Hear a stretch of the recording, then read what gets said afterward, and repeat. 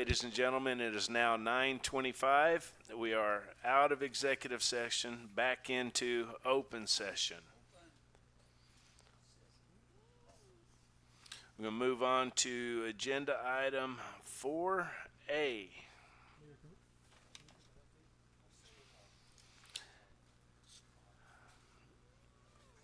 We'll get one shortly. Chief Motley, we're going to put you on the spot here in a few seconds. Whenever you get a chance and you feel like you can give us an update as what's going on out at Dow, we would appreciate it.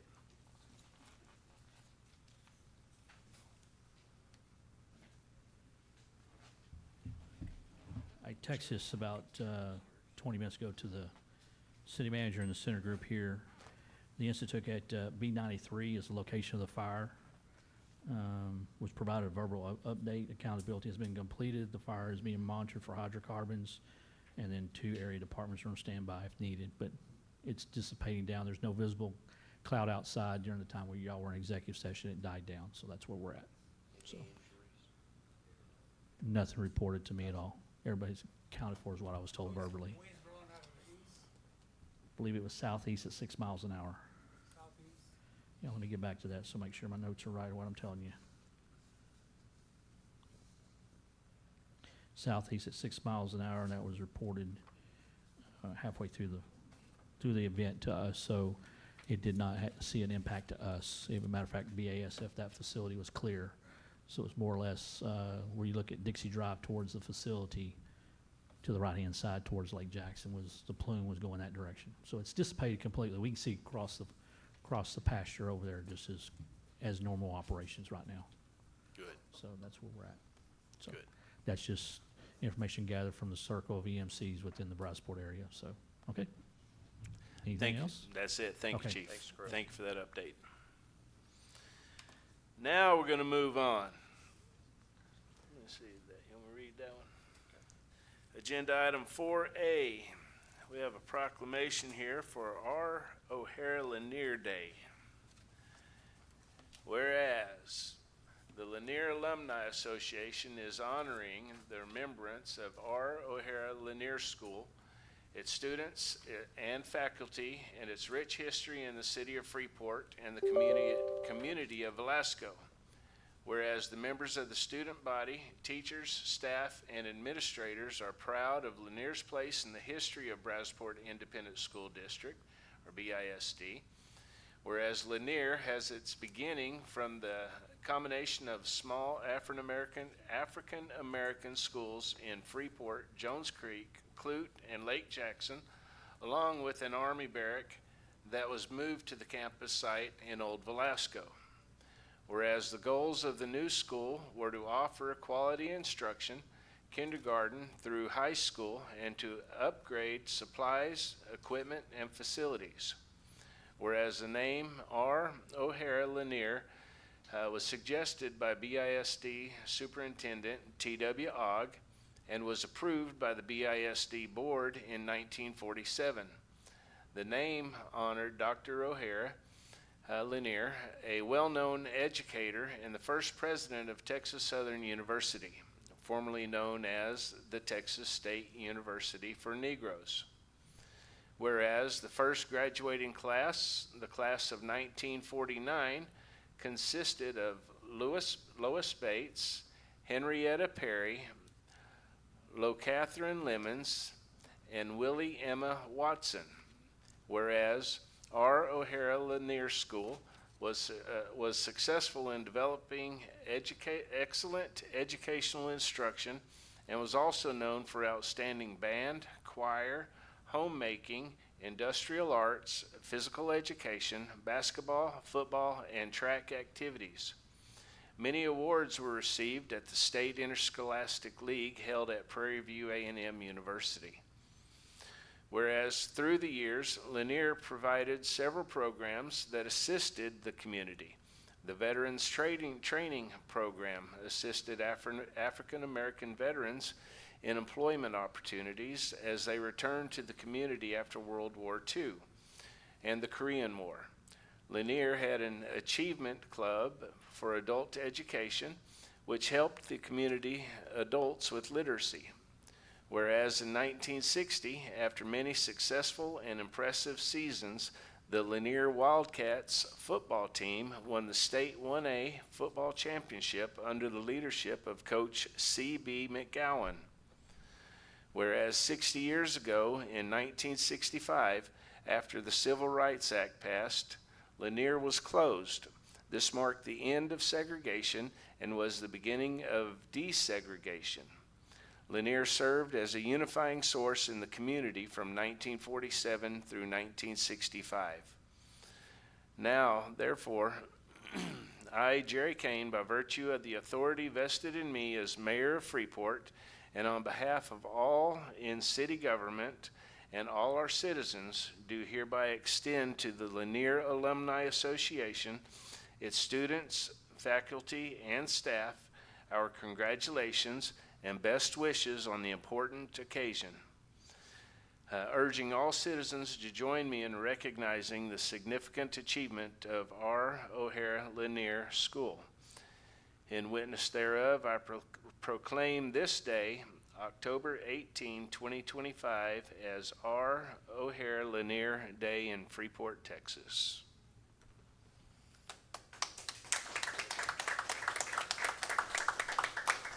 It's kind of hard to read with that glass on. That's what we're going to blame it on. Well, I got a question. Yes, sir. Wasn't nobody invited here to accept that award? Yeah, they were invited. You were? I'm here. Well, acknowledge that. Thank you. You should have stood up. Well, thank you, Mr. Winston. Mr. Winston Rousseau, you the president of that? Huh? You the president of that association or? Carolyn? All right. Hey. She said she was gonna have somebody here, but apparently she didn't. Yeah. Well, I mean, everybody else get to stand up and take a picture or something, you know. You want to take no picture? We'll make sure she gets No, my daddy did. Yeah. I went to the hearing. Yeah. Another question for the museum. Do y'all have a display in there for Lanier? Yeah, they sure do. We have a panel display case. Yeah. Yeah. Okay. I didn't hear that announced earlier when you were making your announcements. I know. All right, can we move on now? Yeah, but I mean, we do other All right. proclamations, All right. and they get a picture and a standing ovation. He should have stood up and He- read that, you know. He he- ain't get no picture. He's already taken a picture and All sent right, it. I see. I've already sent it. I see I see. They're watching us in cyberspace. All right, 4B, presentation on the launch of the city's new website. Mr. Cohen. Mayor, Council, evening. Just wanted to let everybody know we will be going live with the new website probably in the next 48 hours. So expect to see everything we've been working on for the past like 6 months or so. It's been a journey. They're finishing up some ADA compliance checks right now just to make sure everything is completely where it needs to be for current cyberspace. As far as pictures have to have alternate text. There's a bunch of criteria, but what I'm hoping to get is just a lot of positive feedback from residents, because we've really looked at just making sure that when you're looking for a service, you should be able to find it. You shouldn't have to go 3 layers deep. Oh, it's on this page. So we have a how do I section where you can just type in just how do I pay my water bill. It should prompt you like right away. Here's where you go, and take you right to it. Personally, I think it looks fantastic. It's a great first impression for the city. This is pretty much where a lot of businesses and residents and potential residents will see, what is Freeport? They'll just Google it, and this will be one of the first responses that comes up. So our goal was to make something that's, current, and I think they did a good job with it. I think we've all met with all the departments. We've done checks with everything on their pages, and even more good things to come with it. Mayor and Council, Toby's done a lot of work on this. He's gotten with the department heads, gotten the website cleaned up, updated. It'll help improve our cybersecurity. It's just more user-friendly. It's been a big task. I'm sure he's glad it's over with, or Yes. coming close to an end. Yeah, Can we see it now? I can pull a page up of it now. Yeah, that'd be nice, little demo, Yeah, we're still swapping records, but I can pull up the current. that'd be great. And it's not live though yet, is it? 48 hours. 48 hours. So if you're in attendance, you get a free preview, or people at home who are online as well can see a preview, or both. There. This is the new website. All right, so this is our new website. We've updated the buttons. You know, we had one that just said citizen serve. If you don't know what that is, like, well, you know, what does it do? So now it's like, if I want to pay my permits, there's that button. We'll put all the news here. That'll cycle through. You have all the previous releases. You've got the calendar that links to tonight's meeting. Should be called, let's see, October. Is that a scrolling image at the front? At the Which top? one? The background, is that a scrolling image? So the cool thing we did, so instead of having a bunch of things cycle through, this will pick one of our images and post it every time you go to the page. It'll be something new. Oh, wow. So we'll put new images on here and the banner will update, and that's. Like the depart- mystery, the picture of the mystery? Exactly. Great. Yeah, so department pages, they'll do the same thing. All the departments are putting a lot of content in there that they didn't have the ability to before. We have online forms now, so people are filling out positions for, HOA, what are the, any of the boards. When the boards are looking for members, they can actually fill the form out, and it'll go straight to Clarissa now, without having to fill it. I mean, they could still, they're more than welcome, obviously, to print something out and bring it to council, but we can do a lot of online capture of data now. There's an accessibility in the bottom left-hand corner that'll pop up. You can do things like contrast, make the text bigger. You can pause the animation. You can hide the images if dyslexia friendly. There's all kinds of cool stuff that's just built into our site for compliance as well. Just to Did make we it, have that ADA Yes. ability with our other website? we did not. Right. No. Is it AI driven? No. No. So this was built by a team that specializes specifically in government websites. This is all they do.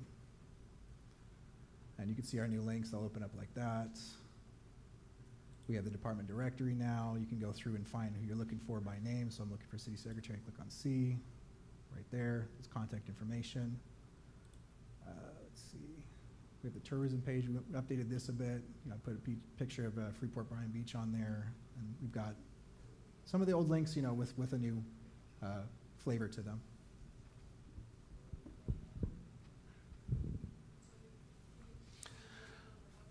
Sure. This is the how do I. So if you're looking for frequently asked questions, we have a whole section devoted just to that. Where are the agendas? Agendas will be here on the meetings agendas where they normally live, but you can also go to, I'm looking for agendas.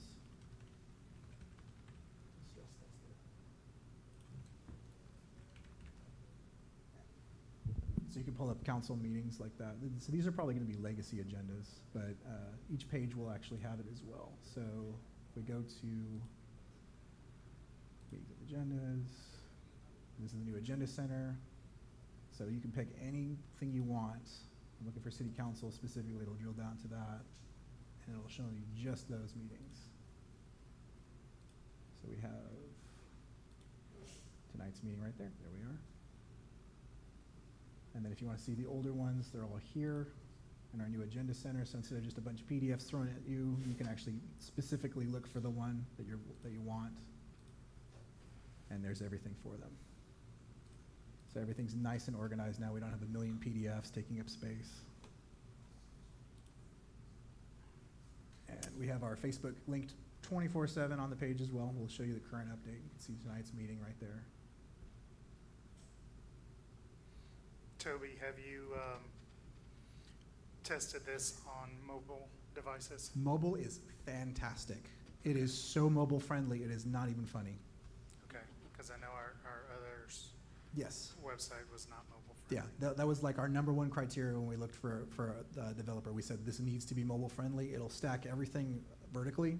So instead of trying to like scroll to the right, it'll fit your phone screen exactly. So all the images will resize, all the links will drop down into a horizontal pattern, and you'll be able to pick what you're looking for. It's really, really good. I've tested it. Have you tested it on tablets and cellular I'll do more devices? testing on tablets, but yeah, I've tested on cell phones and other devices. Thank you, Toby. Looks good. Agenda item 4C. Mr. Pennington, tell us what's coming up. Yes, Mayor, we have the National Night Out with the Freeport Police, Fire, and EMS at Municipal Park here behind us, October 7th, 6 p.m. to 8 p.m. Then there's this little event you might have heard of, Friday Night 2025, Freeport Municipal Park, October 23rd from 6 p.m. to 9 p.m. Good stuff coming up. Get these big binders again.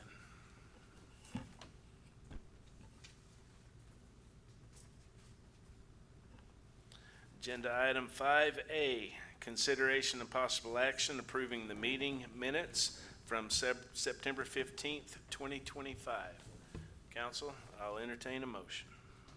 Mayor, I'll make a motion to approve the meeting minutes from September 15th as presented. A second. We have a motion to approve by Councilman Matamoros. Second by Councilman Rosso. Council, any discussion on this? I'll call the vote. All those in favor state aye. Aye. Aye. All opposed state nay. Nay. Motion carries 4-1. Councilman Pena is a nay. Agenda item 5B, the second reading in consideration of approving resolution number 2025-2966, the economic development projects to be enacted by the Freeport Economic Development Corporation. Good Mr. evening. Johnson. Thank you. Good evening, Mayor and council members. Good evening. I'm excited to present tonight the second reading and consideration of the resolution approving an economic development agreement to be enacted by the Freeport Economic Development Corporation and Mama C's. And we have Albert and Crystal Pena with us tonight that are the owners of Mama C's. Robert, sorry. Oh. That's the wrong one. This is the grant program. Oh, I'm 5A. sorry, grant program first. I apologize. Okay, well, I'm excited to have the second reading in consideration of the resolution approving the economic development projects to be enacted by the Freeport Economic Development Corporation.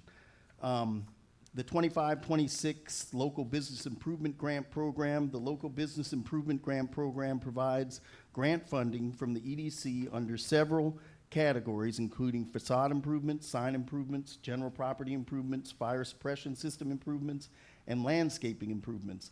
Applications for these categories are accepted and then considered individually by the EDC board as they are received, with the exception of signage, improvements, and fire suppression improvements.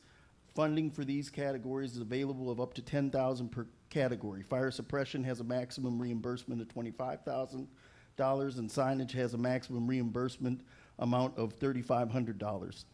There is also a single mega grant of up to $30,000, which will be competitively offered with one awarded each year in February.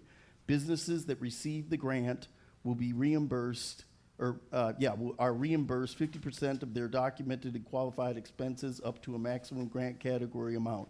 The EDC is requesting council approval for expenditures of up to $300,000 in the 25-26 fiscal year for this grant program. The purpose of this program is to promote the development and expansion of new and existing business enterprises within the city of Freeport.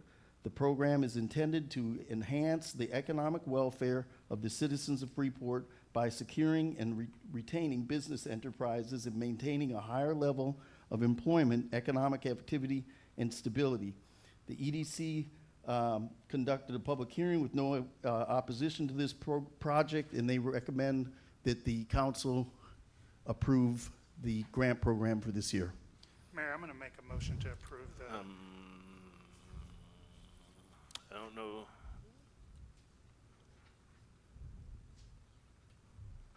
Are we taking a vote on this?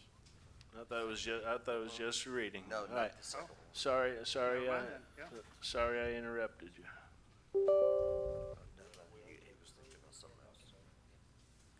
Do you want to go ahead and make a motion, Councilman? Yes, make a motion to approve We as have a- presented. Motion to approve by Councilman Matamoros. Is there a second? Yeah, I'll second it. Seconded by Councilman Rosso. Council, any discussion on this item? Yes, how you doing, Ms. Johnson? Very good. How you doing? Great, great. The application process, do y'all have a committee that goes over it, or who goes over these applications?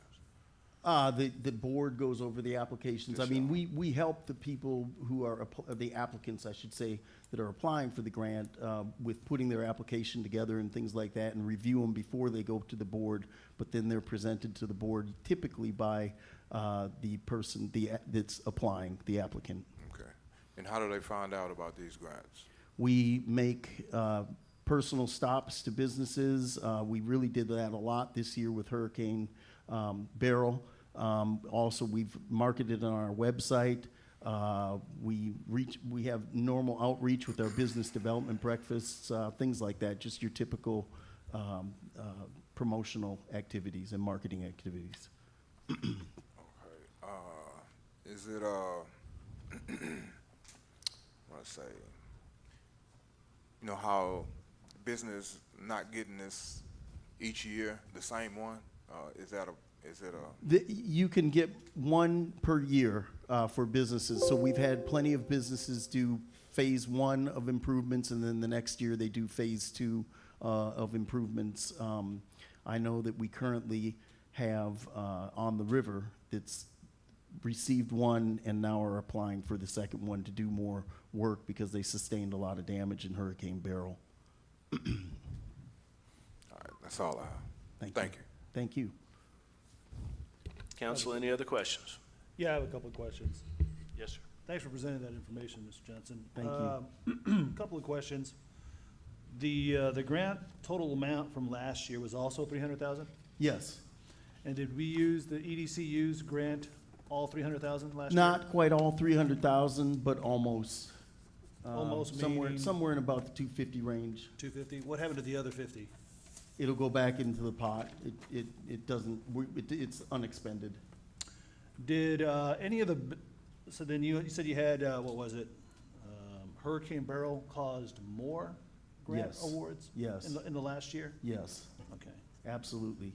And we still have people From coming. last year, well, so Beryl hit in what, June, July of 24? July 8th. So then those grants were accounted for the last fiscal year, right? Yes. So what grants were, do you know ballpark number of businesses were awarded from last year from Beryl on? And then Well, also from. were those grants in July 24? Did people still applying for them after October 1? Yeah, I'm just trying to figure out if it's fiscal year 24, 25. Yes, people started applying right away, so we knew we were gonna have a deluge of grant applicants. And so last year, we decided to raise the funds up to 300,000. Right. And we did have that anticipated deluge of funds. So the board decided again, to keep it at that amount so that we could offer, because there's still a lot of people digging out from Hurricane Beryl. And the reason for that is you've got a lengthy process with insurance companies and things like that. The timeline doesn't always match the timeline we want it to. Yeah. But I think there was one that was Sister White's, right? That she had significant roof damage and some other damage. Yes. Their temporary closing, both he and I at separate times, unbeknownst to each other, we went by there to make sure they were aware of the grant funding opportunity. They said that they would be applying, so here we are still in FY 26 with Beryl. you know. Along with On the River. I have a meeting with them, with Sister White's on Wednesday, and same with On the River. They're doing the second phase of their improvements due to Hurricane Beryl. A lot of damage due to the storm. You had mentioned also that a lot of the outreach into the business community is done to these business development breakfasts. How often are those breakfasts had? Twice a year. Twice a year? We're gonna have one coming up on October 30th. So in 24, 25, we had what? How many have we, had two. how many have we had this year of 25? Two. In 2025, we've already had 2? Oh, you mean this calendar year? I think only one this year. When was that We one? usually do them in the spring and then the fall. Okay. So you're doing your second one in October? Right, For the right. calendar year? And then we do it in approximately April, Okay. So April and October is when we have the 2? around that. It's not set in stone. It's And just when we can schedule with speakers. Who's and invited things of like those? that. We try and invite business owners and business people that are looking to open businesses and things like that is who we mainly target, but we also reach out to chambers and things like that. We try to keep it Freeport exclusive as much as possible. I'm just curious what kind of a participation we got from that. It varies, sometimes up to 30 people, sometimes 10. Okay. It just depends. Um, Maybe the breakfasts are better at some than others, I don't know. right. And there's only one mega grant for this whole program? There's only one mega grant for the program, that is correct. The mega grant, in some ways, you can get more money, but the mega grant, the standout feature of the mega grant is you can just apply for one category. So let's say you have a whole bunch of facade improvements that you need to do. Well, normally you'd be restricted to $10,000, but with the mega grant, you can get up to $30,000 just for the facade. And it's only one granted to any business here in Freeport? Yes. For the year? Yes. We do not grant any grants to businesses outside of Freeport. I want to be clear about that. Oh, yeah, no, but I'm just saying in general, the number of grants that go out at the $30,000 level, there's only one. Just one. There's only one. But I would not say at the $30,000 level, because you can rack up your funds that you receive in 3 different categories. Say you receive landscaping, that's up to $10,000. Then you receive property improvements, that's another $10,000. Then you receive facade improvements, that's another $10,000. So you can rack up $30,000 right there, the same amount, but it's just in different categories, whereas the Oh, I mega thought grant, you can do I one. thought you had described earlier that there's only one grant, you can only win one kind of grant or apply for one kind of grant No. for the year. No. So you're allowed to apply for the landscape and then the facade. Yes, same in the fiscal- same application. Now, That is- what if you get all those 3? Was it the landscape, fiscal, Landscape, facade? properties, property improvements, you've got the fire improvements, fire suppression system improvements, you got signage, and then you've got facade, thank you. So you get all those 3, could you still also apply for the super or the mega grant? No, Okay. no. So it's either one or the other. just one or the Oh, other. Basically, you're capped at 30,000 for it. Yes. Okay. I mean, I've always thought that these grant programs are good. I'm just trying to figure out what we're doing to help the businesses here. There's been a lot of closures, and so I'm just curious how much the EDC has been involved with the various businesses. I know that we had the On the River, that they got a grant. What was the amount on their grant? Off the top of my head, I'd be lying if I told you that I You- knew. It was up there, it was around 30,000. Did they get the mega grant, or who got the mega grant for 24, 25? That I'm trying to remember, because I knew you were gonna ask me, but I'll get back to you on that, because I simply don't remember who got it. Okay. Do you know what Arlen's got? Arlen's received 2 grants for $15,000 in 2 separate fiscal years. Oh, 2 separate years. Talk about good, got a facade. They're applying for one right now, Okay. along with On the River, and Sister White's will be applying, I'm assuming. That's Well, the you purpose know, of the meeting on Wednesday. I'm just trying to understand, our outreach program for these grants, because these grants, I think, are super valuable, right? And I know when we first started them off, when I was on the EDC, we were at, I think originally like 60,000, then we moved to 120, and I'm glad it's at 300. I'm curious, what is the EDC's like, operating or, the general fund for the EDC balance at? 4 million? Just, 4 million? Well, A better answer from, is that what it is? Okay. 4 million?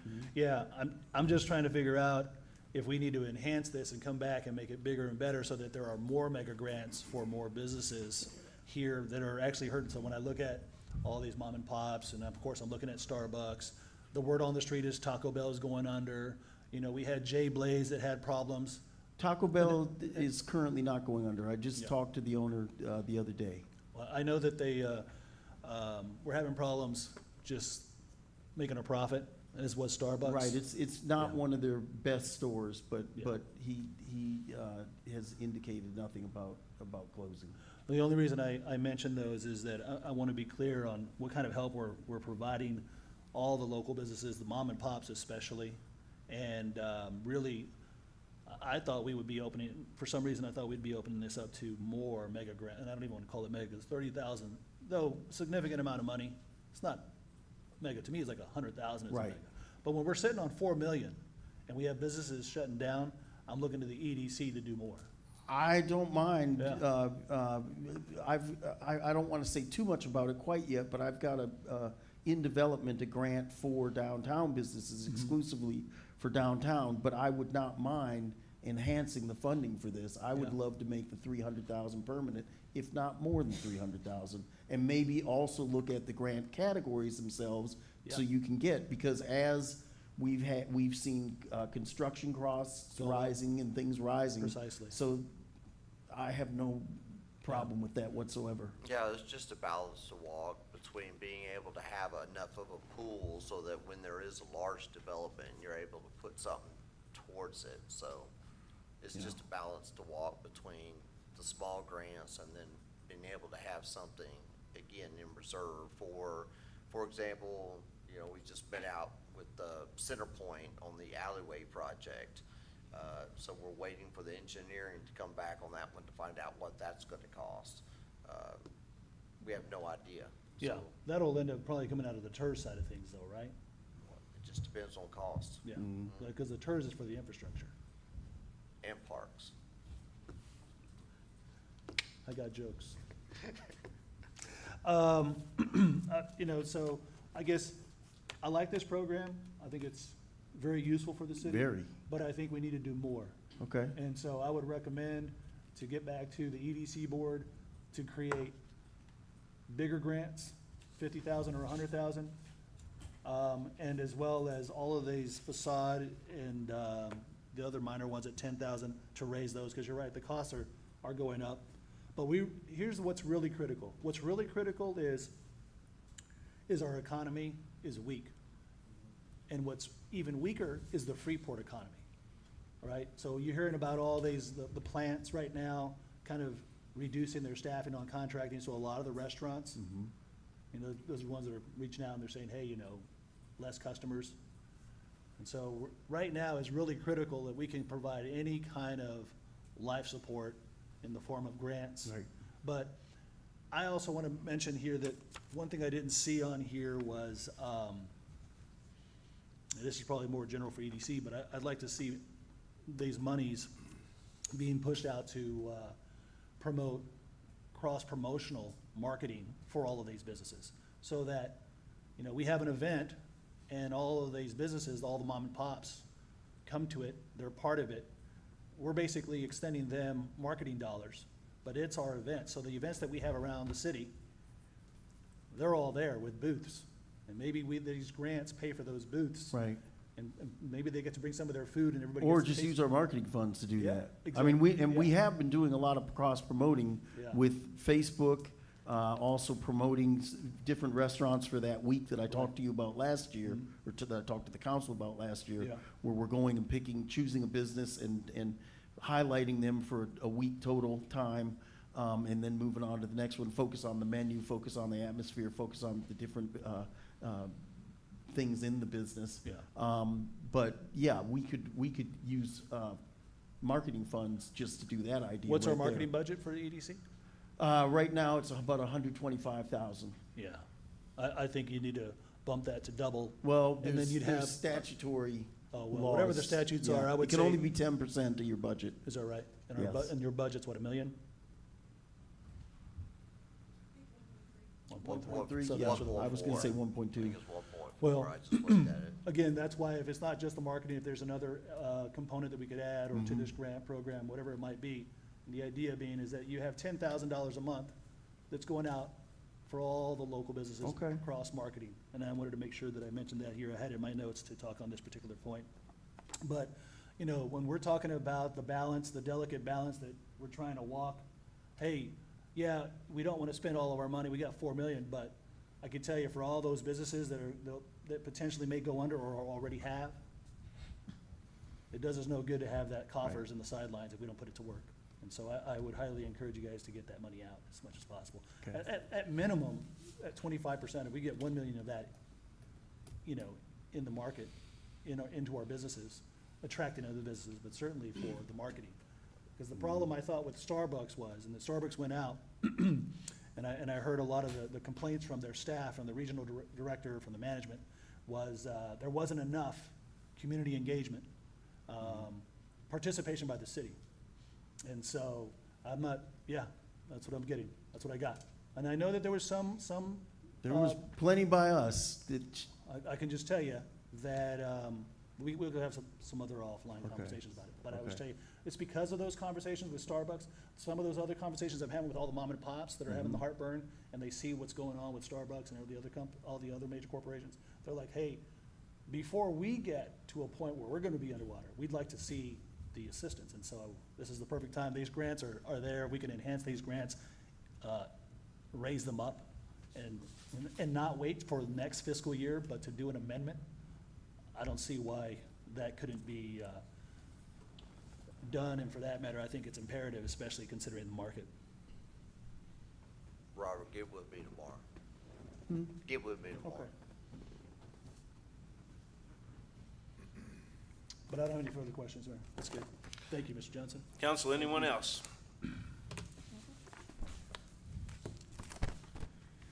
Hearing none, I will call the vote. All those in favor state aye. Aye. All opposed state nay. Motion carries unanimously. thank you. Thank you. Agenda item 5C, second reading and consideration of approving resolution number 2025-2967, an economic development agreement to be enacted by the Freeport Economic Development Corporation and developer. Okay, thank you, and thank you, Councilman Matamoros, for stopping me.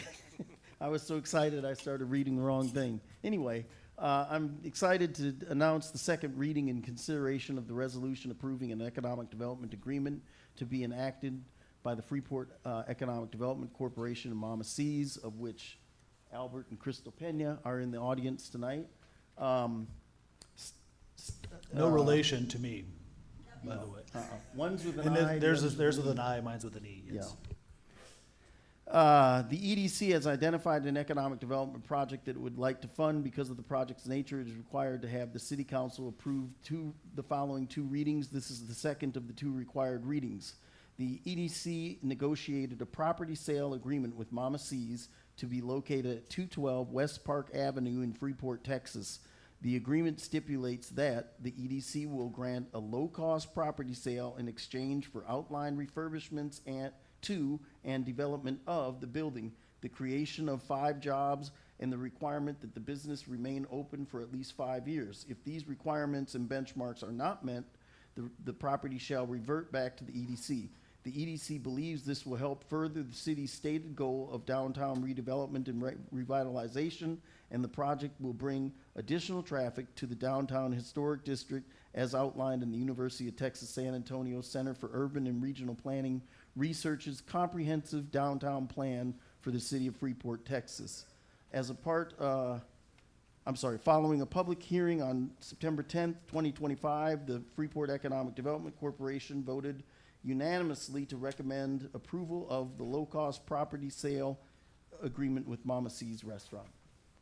Mayor, I'm gonna make a motion to approve resolution 2025-2967, the economic development agreement between the Freeport EDC and developer. Council, we have a motion to approve by Councilman Matamoros. Is there a second? I'll second. Second by Councilman Rosso. Council, any discussion on this? Yeah, I have a couple questions. Go ahead. Mr. Johnson, you had mentioned that there was a reduced sale price. Yes. Can you share what that sale price is? $10. $10 for what property now? 212 West Park Street. West Park Avenue.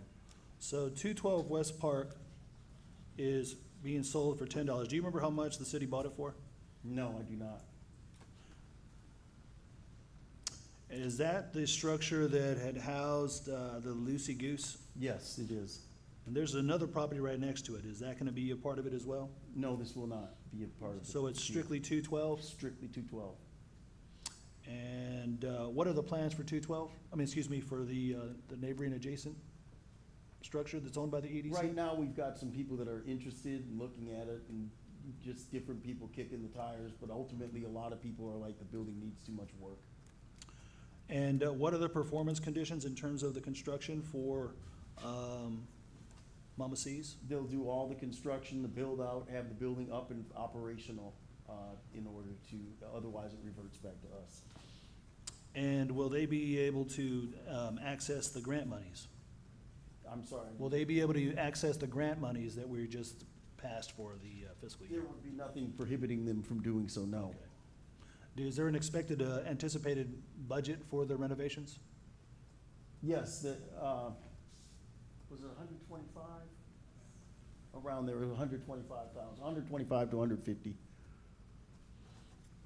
Robert, was there other requirements, like a number of employees? Yes, how 5 long stay employees, open? 5 jobs, and, okay, I'll read the requirements again. Property sale in exchange for outline refurbishments to and development of the building, the creation of 5 jobs, and the requirement that the business remain open for at least 5 years. If these requirements and benchmarks are not met, the property shall revert back to the EDC. And so if there is any turnover in employee staff or reduction in staff below 5 employees, does that then trigger anything to terminate the contract or violate the contract? We'd work with them to get restaffed. I mean, obviously, if they just one day didn't have 5 people on staff, but they were working to, we wouldn't just pull the rug out from them, obviously. And are there any performance requirements that the city or the EDC is gonna be obligated to do in order to make that particular building and structure successful? Just normal code enforcement and meeting of code standards, building standards. Okay, I guess what I'm asking is that, maybe finer point on the matter is that, the inspection of the property's been made so that the full knowledge of the infrastructure. Yes. The condition of the infrastructure underneath the slab. Yes, we've done a scope the underneath. sewer, Water and sewer, the yes. gas, and the water. We've done scopes on that, Yeah. yes. And everybody's aware of the limitations on that infrastructure, and that those. Yes. That infrastructure is gonna require improvements, and I'm just wondering, of those improvements, are there any obligations by the city or the EDC? We had discussed on some of the improvements, like the water and sewage that leads to the alley, helping them with city equipment to dig that up. But ultimately, the responsibility would be theirs. Okay, so from the meter in would yes. be assisted by the city as well? No, Okay, from the meter out. out. So that's why we're talking about the alley infrastructure, to make sure that that's all legit, and so that that's all viable, so that they can actually have adequate. Working water and yeah. sewage, yes. And then the last thing, of course, I'm curious about is the biggest concern in that space, well, there's actually 3, but one of the big 3 was the drainage. And that structure flooded on heavy rains because of how the alley and the grade of the backyard drained into that structure and the neighboring structures. Is that gonna be something that's also, or is that part of the I mean, scope? all that's gonna be looked at, obviously, they're gonna have they want a functional building and not something that floods, so during the construction process, those things will be addressed, obviously, yeah. I guess the next question I would have is that in terms of this particular, was it a resolution? Is that right? The agreement itself? Do we have a copy of that agreement? We will, but we didn't wanna be premature and start writing an agreement before it was voted upon. Will that agreement come to council as a final, Chris? with a final blessing or for a final blessing? Is it required to? No. No? Once y'all approve the project, then y'all approve the project, the contract's between the EDC and and the buyer. Developer, yeah. Yeah. Well, that makes me nervous. Any chance that we might be able to get it back to council so that we can look at it as a council?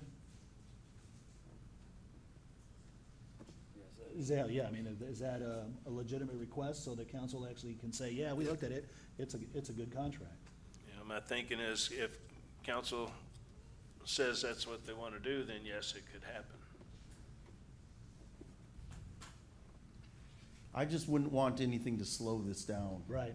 Because we've been in the 60-day process. Well, and, I'm all for like, let's get it done, right? Right. But I've also seen things fast-track so fast that No, and we're not gonna do that. we're dealing with problems now. Right. We have a lot of litigation because of the fast-tracking, the non. Chris, to the make non- that come back, does someone just need to make a motion to amend the reso, or what? What would you recommend? My thought would be, we table it until, I mean, if that's the way council wanted to go, we would table it and then bring it back when it's done. Robert, tabling it, does it do anything to the development?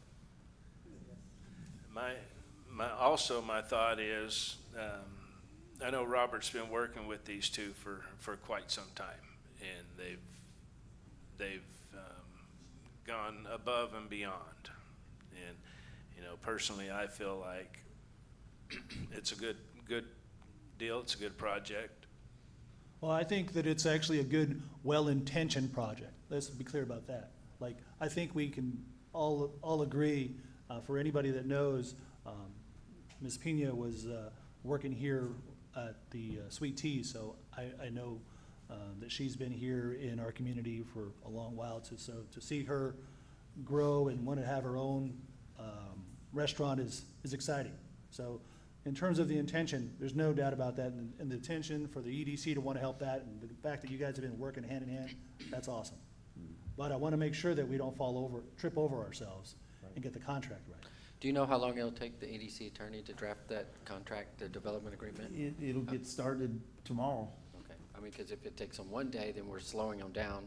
If it takes them 2 weeks, then we'll be right back here for council. So Right. that's why I was, No, How much it I know slows the that process down, right? The shell of it has already been created, but we didn't want to be presumptuous Yeah. and do that. But I expect it to be done within the next couple days. I do have one somewhat legally related, just because I'm familiar with that property. As I recall, the grease trap for that building is actually on the neighboring Yes, and that would property. be covered in the contract, yes. So it will be covered that they will An use that easement. grease trap, or that they'll move it? No, that they'd have an easement to it, Okay. yeah. I just want to make sure y'all No, we- know about that, and Yeah, no, we then do. all of a sudden, surprise, we got some problem. No, no. Did they, I don't know if they said something behind you, like there might be a problem, I just want to check with them. Yes, that would be helpful, I think, for council.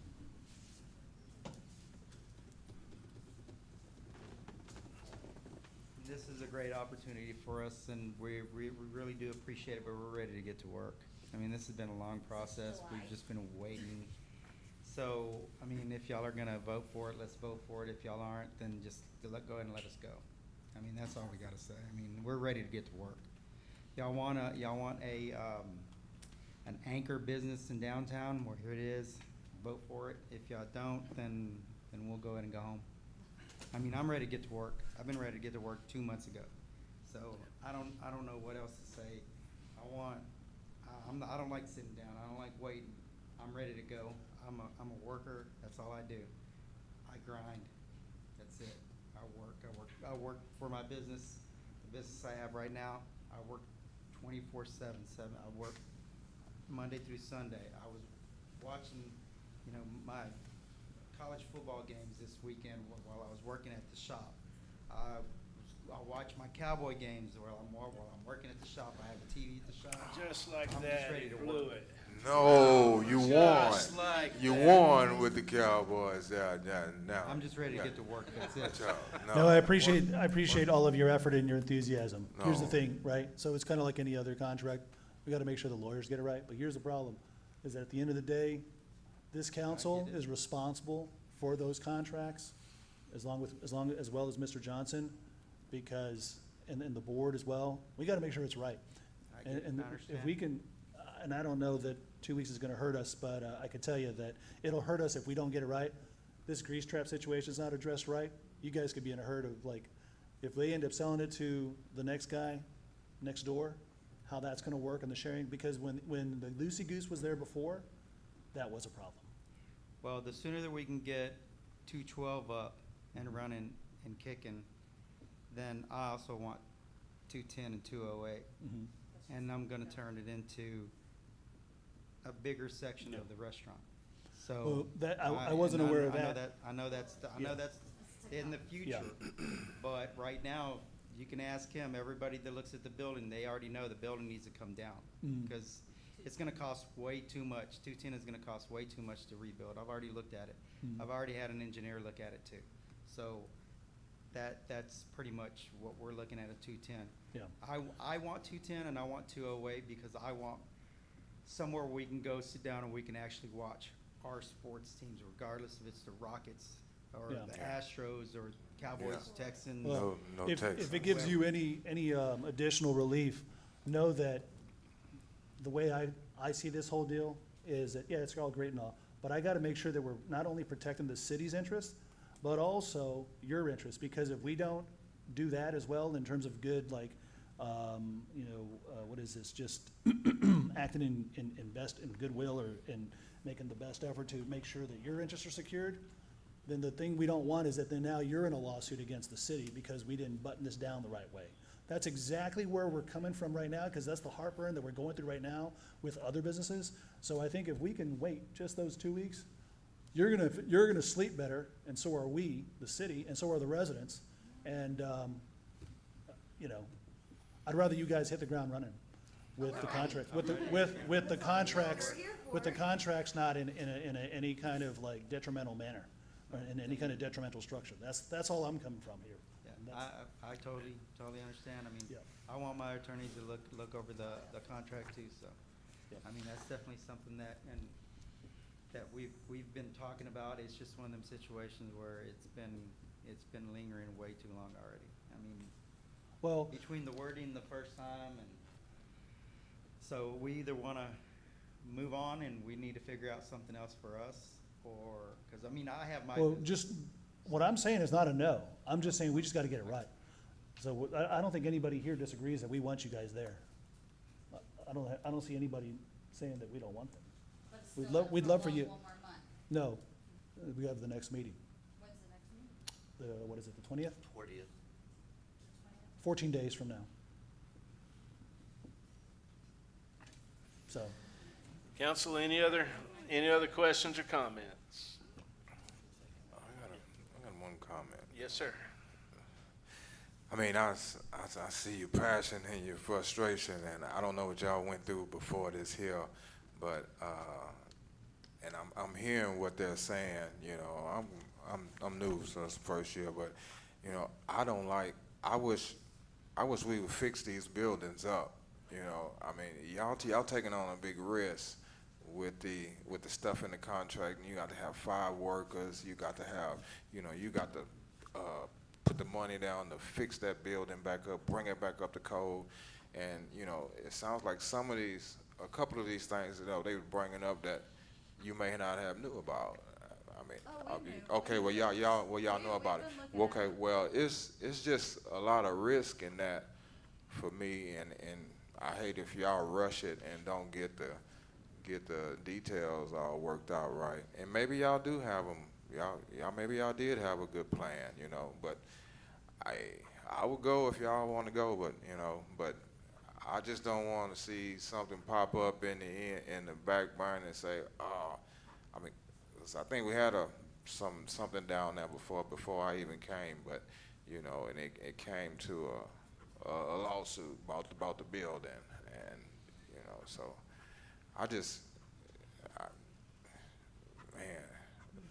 I say y'all can go, man. I mean, y'all can go, but I guess y'all done did all the background of it, but, you know, and Johnson, I think some of these buildings, I don't know, so y'all ain't never thought about fixing up none of your own buildings? We have done that, and the EDC decided to go in the direction of having the developers address the building. So the money we paying for them, and now we just giving them away. Well, You know. we're getting tax revenue and putting them back on the tax Getting rolls tax and getting the revenue. buildings fixed. They're prohibitively costly to fix. Yeah. As a rule, the cities make poor developers. Huh? I said, as a rule, cities make poor developers. Oh. Let the developers develop stuff. Oh, We- yeah, yeah. One thing we don't, well, I'm trying to find out what cities do good, but it's usually not developed properties. Yeah. Yeah. It's just a big risk to me, but, you know, he sound like a go-getter, so, I mean, I'm sure you, there you go. Well, you got it then. All right. That's definitely one thing, is we're not scared, we're ready to go. Well, I mean, We've that's already good, done our and homework. that's good. I understand your point, I really do. I'm really worried about the legal side of this, because I know that building has a lot of problems, and I wanna make sure the city's crossing their Ts and dotting their Is, because, listen, we are in a whole little puddle of mess with other real estate developers that were like, and I was there on the EDC board when they were there saying, hey, they're right here, they're ready to stroke a check, let's go. And those guys were chomping at the bit because they got a sweetheart deal of a low-priced property. In other cases, fortunately not in this one, this has probably been the most transparent up front of what's actually going on that we've ever had, which I'm glad about. But we still got to cross the Ts and dot our Is. And just to give you context, when we were in executive session just 30 minutes ago with that other developer, they've been trying to do this since 2020. So it's not something that happens automatically right away. You have to work with us on this. But again, listen, I'm gonna be on the record here. My vote is so that we have those 2 weeks, but don't mistake that I don't want this downtown. I live downtown. I've invested in downtown. I'd love to see hardworking, residents here succeed that are from Freeport and, putting their roots in here and making that investment. We have to leverage the grants even better. I want bigger grants so that helps you guys out so that you're not losing all your money, as Councilman Davis is saying. But make no mistake about it, we really gotta make sure that we're crossing our Ts and dotting our Is. It's just like, that's why I'd like for us to at least see it to the next meeting. But otherwise, I'm just gonna go on the record that if this gets voted on now, I'm not going to approve it, because I do not wanna be told, why did you guys approve that when you had an opportunity? This is my voice of that vote, and I know that you would be doing the same thing if you were in my seat, so I don't want you to take any offense about it. Oh, no offense. Yeah, but I definitely think it behooves the city, especially since we just got out of this meeting with the Maddox Group, and that's been going on just about 5 years now. And then we have lawsuits with Realty World, and we have lawsuits with A&T All right, we're because getting- those. we're getting off- we're well, getting off the track, context of it Pena. all- The context of, We're getting off track. well, the context is that we hurried up too quickly on that. And here we finally have a chance, because we see everything up front.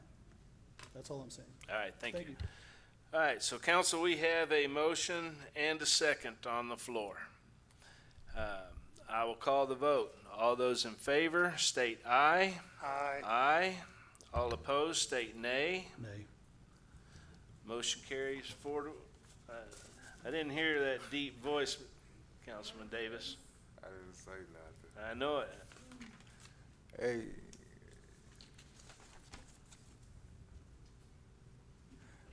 You want, Motion carries 4 to 1. Congratulations. Yep. Get the contract done. Yep, Godspeed. Thank y'all. Yep, good luck to you, man. Thank you. Godspeed. For real. Thank you, council. Agenda item 5D, consideration and possible action approving ordinance number 2025-2749, the cost of living adjustment, or COLA, for city employees. Ms. Fisher, Yes. Good evening, Mayor and Council. good evening. This ordinance is basically to provide transparency and to be really specific in the COLA that you voted on during the budget process. It spells out the 5.5% COLA for all police department employees and positions, and code enforcement employees and positions, a 3% COLA for all other departmental employees and positions. The new police department pay matrix and city pay scale range are attached. And then the additional $6,000 allocation to the museum director, $4,000 to the museum programs coordinator, and $2,000 to the museum attendant.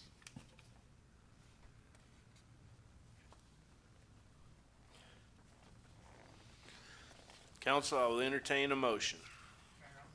Mayor, I'll make a motion to approve ordinance 2025-2749 as presented.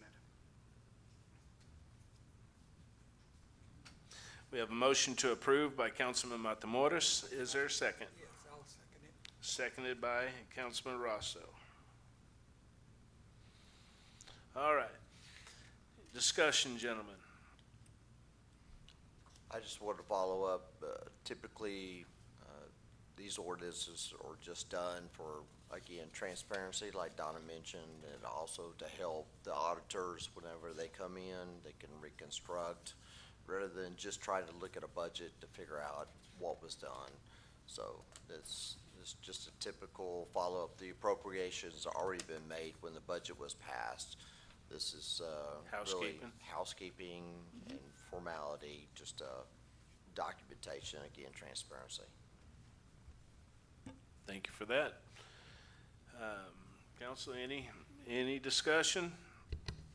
Yeah, this is one of the matters that we didn't get to talk about at the last meeting because the meeting was prematurely and really irresponsibly tabled when we started talking about these museum raises, when we were over here trying to deliberate, are we going to be giving raises to our police department, and we're going to be giving COLA to our fire department, and for that matter, we're talking about all these different cuts.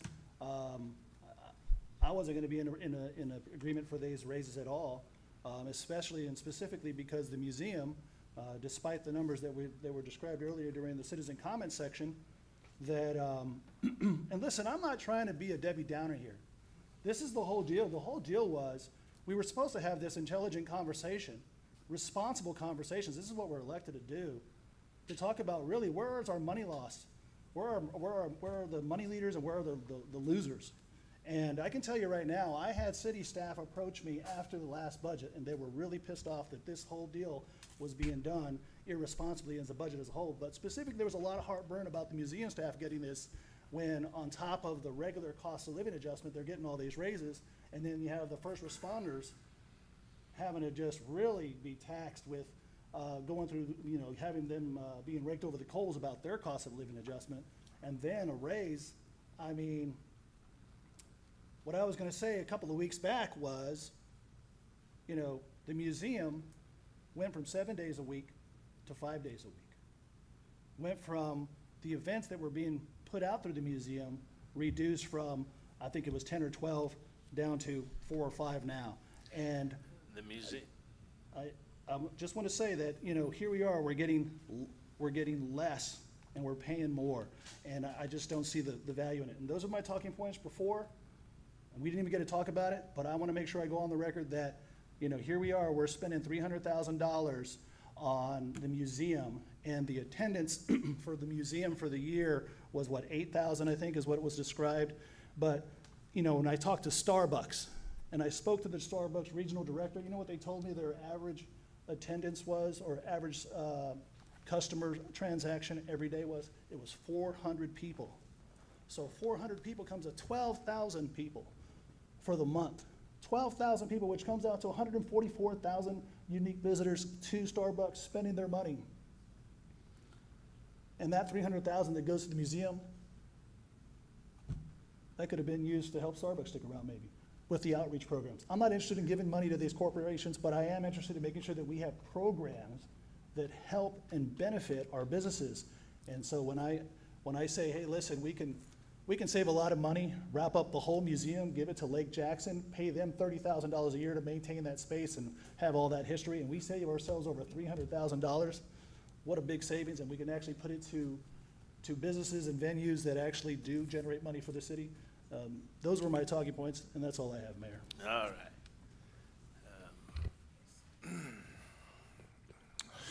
Councilman Davis? Yes, sir. All right. I know we got to vote on this here, and I'll make clear that, you know, the part of the budget that we went through, I agreed on it, all the raises and everything that we, at the meeting that we got through, we still had 4 or 5 more departments to go. I mean, we didn't get a chance to discuss their, you know, we could have been discussing the city employees get 3.5 or, you know, something like that, but we didn't get to that part, you know, because they adjourned the meeting. So don't take my vote today the wrong way. I do agree with all of the raises that we gave, the part that we got to, but the part that we didn't get to, that's why my vote is going to be no today. But like I said, we still had other departments that we could have, you know, did some adjustments to down the line that wasn't able to get any adjustments to. So I just want to make that clear. If my vote today, then don't take it the wrong way. All right. Council, anything from this side? Well, I'll say, never let it be said that Rosso didn't want to give somebody some money. Because I used to work, I'm retired now, but I always wanted a raise, always. And so my vote gonna be yay, because I want people to get more money. As the economy goes up and the cost of living goes up, these people need money. That's my take on it. That's what I say. And if you don't mind, I'm going to go ahead and call the vote. All those in favor state aye. Aye. All opposed state nay. Absolutely not. Nay. So 3-2, it passes. Agenda item 5E, consideration and possible action approving resolution number 2025-2979, approving amendment to certification pay policy. Ms. Fisher. Yes, council had requested a way to recover costs for certifications that the city pays for if an employee does not stay for a period of 2 years following the date of certification. So this amendment adds a certification cost reimbursement, any certification class and or testing that is paid for with city funds if the employee does not remain employed for 2 years following the date of certification. They must repay the cost of either the certification class or the testing, whatever the city is paid for. So that's basically what this is. I like it. Mayor, I'm gonna make a motion to approve resolution 2025-2979 as presented. We have a motion to approve by Councilman Matamoros. Is there a second? I'll second. Second by Councilman Rosso. Any discussion on this, gentlemen? Hearing none. This is strictly for first responders. No, it's for any city employee that uses city funds to pay for their certification class or their certification testing. We have certifications in various areas. The HR certifications, there are some public works certifications, dispatch, police, fire. We have certifications in various departments. So does this cover college expenses too in No, terms of? this is strictly certification. Certifications. Well, I know that like the college will have different certificates and programs, certification programs. Is that the same thing? This is more of a specialized certification, like an intermediate or advanced firefighter, intermediate or advanced peace officer, the state certification for HR professionals, pesticide application certifications. I mean, there are various. This is for certifications that current employees take, not if we hire someone and they Correct. have a certification from somewhere else. This Correct. is one of Donna's employees needs to go down and get certified to do whatever. then If the city pays for it and the employee does not stay 2 years, then the employee repays the city for the cost of that. Okay. Do we have any hiring programs that require certification once they're hired? What I'm asking really is, are we hiring people that are unqualified and uncertified? To my knowledge, no. I know the question is directed at her, but one of the things that I would not want to do, as a general rule, actually learned it here when I was in Freeport the first time, is to hire someone and then have that requirement as like it would be one of the basic requirements, but we hire you and give you 6 months to get it or a year to get it. No, I would not want to do that. So this reimbursement program doesn't afford that? No. That's what I want to make. No. That's what I want to make sure of. Yeah. Because I am personally not interested in paying anybody just to come work for the city to get a living wage if they're not qualified or if they're not bringing value to the city. So, I'm good. No other questions, Mayor. No, I believe this is more for the employee that has worked themselves up. They're ready to go on to the next step. Yeah. And in order to get there, Professional they development. need Yes. they In need their this. field, yep. Other than a CDL license. That's the only one. I mean, that would be different. And we do have a separate policy for We have CDL. a program for the CDL. Yes. Council, any other questions or comments? Hearing none, I'll call the vote. All those in favor state aye. Aye. All opposed state nay. Motion carries unanimously. Thank you, gentlemen. Thank you. Agenda item 5F. Mr. Bachman. Hold Well, up, no. Reggie. We got two Mr. people that have Bishop. waited this long to come up here and talk about this. Come on up. All right, this is gonna take me long. So, Andy Dill, the chairman of planning and zoning, would have been here tonight, but y'all, most of you know, he's a preacher, he's gotta do a funeral in the morning, and he had to meet with the family tonight. So, he called me up just before the meeting, and here I am. At our August meeting, August 26th, we voted unanimously in planning and zoning against this rezoning request that's before you now. Our concerns primarily were this is the last significant big plot of land in the city that's zoned for residential use. And the request is to change it to industrial. The plot includes some land formerly designated as parkland. There's no provision here to say, well, instead of that parkland, we're gonna do it somewhere else. So that's a muddy factor. And then the description of the land, and this is just bookkeeping, includes some acreage discrepancies that are up in the air too. Well, how much is this really? That's all I got. Thank you. Thanks, sir. Mayor, I'll make a motion to table this particular item.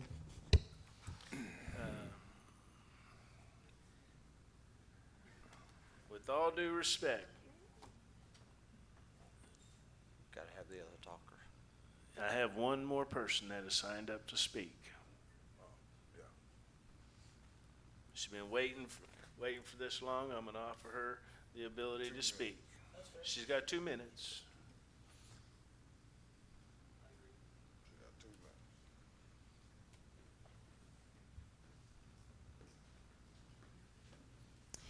Melanie Oldham. Just to be clear, this is Clinton Wong coming to you all to demand that you all rezone 300 acres from residential to industrial, which could be light or heavy industrial.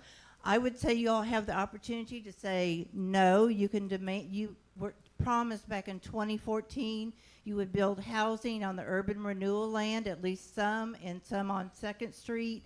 Every time there's new code people, he tries this. Planning Commission, I heard the long, thorough discussion, and they're strongly recommending that the council tonight vote no, because things have changed, and the lawyer could tell you that I don't think that agreement that was done in 2014 would hold up anymore. And we need housing. We need housing. So you all could vote no tonight, and that would be it. And I think you all need to stand up to Clinton Wong. He's used to getting his way, but we need housing, and like Mr. Pennington will say, things have changed since then, and you could fight to get that land. We do not need to rezone residential to heavy industry. It was supposed to have been beautiful neighborhood with parks and everything, and now look what Mr. Wong wants to do.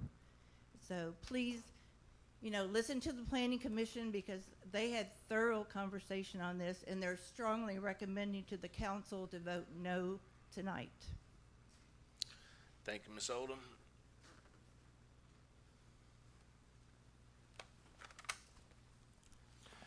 Now, council, I will entertain a motion. I can make a motion to table. We have a motion to table by Councilman Davis. Is there a second?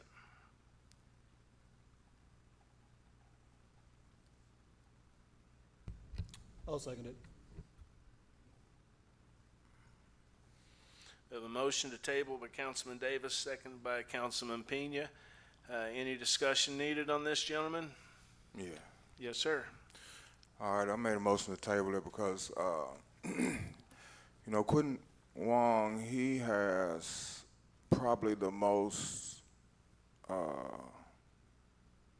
property, of a developer in Freeport. And I haven't seen any conversations or discussions at the table with Clinton. It's a lot of accusing of what the contract said. Back in the day, he was going to do this, he was going to do that. We haven't seen the contract that says that, parks and all houses. I don't think he was going to do 300 acres of houses. But just like we just had an executive session, I think that was good. The presentation and coming and how we're gonna, navigate through that deal there. But,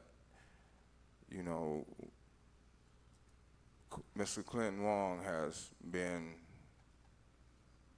I guess, 15 years or so, but it's a new council. We're about to have a new city manager, I think that he needs to be brought to the table and say, look, let's work let's get to the bottom, work something out here. We need to try to negotiate this, these acres, and we do need houses, but I understand the market has changed now. So, you have to look at all that with developers when they developing. They going by the market. They spending their money to develop here. We have restaurants that's closing down now, Starbucks and small restaurants or whatever. And all I've been hearing is, he need to build big boxes. He need to get big boxes here. Well, one of the big boxes can't even survive Starbucks. They can't even survive because we don't have enough. They not getting enough revenue. We don't have enough homes and stuff here. And I'm sorry. I've been listening to Wong every now and then, and his mindset and his blueprint of success as a developer is jobs, houses, then big box. And now that I'm looking at the big boxes failing, it makes sense. You get more jobs in here. You have more people in the city. There's more people in the city have to go out and get something to eat, have to go to the stores, have to support our local businesses, and then they also need homes. So you put homes on top of that. Now it's a certain order. You can do it in your own order, the way you want to spend your money. But the way he spent his money that's his blueprint. And I understand we want to get some more homes over there, And I'm down with sitting at the table, y'all should be, and renegotiating this thing instead of just killing it right here. I mean, it can be renegotiated. Wong needs to come back to the table, meet with y'all, and talk, because he has too much property around here to be just sitting on. We're not gonna get the property back. He's bought the property, it's his. So, and he got too much money to just have us tell him exactly what to do. So, I don't want no hazardous chemical plants over there. No, we're not gonna do that, Mr. Wong. You know, but you know, maybe some factories or something that's not housing hazardous chemicals. You know, hey, we got to work with that. I mean, and maybe he can give us another section of houses besides the little piece that he has at the end for housing. So, I mean, but that all comes as when you go to the table, when you sit down at the table, we can't keep sitting here taking on somebody else's battle. Somebody is taking on somebody else's battle who don't like this man. And I mean, but you have to sit down at the table and see if we can come to some kind of you know, come together some kind of way. We're gonna have to give something. I mean, and we can get him to give a little. I mean, but we can't have our cake and eat it too. You know, I think we just need to come back to the table. That's why I want to table it and encourage y'all to call Mr. Wong and tell him he needs to come here to Freeport, not on the phone, not on through email. He needs to come to City Hall and sit down and go over this. And just like the guys in executive session was here, that's how we need to be working with him. He has too much property in here to keep killing. Mayor, I'd like to say something. Yes, sir.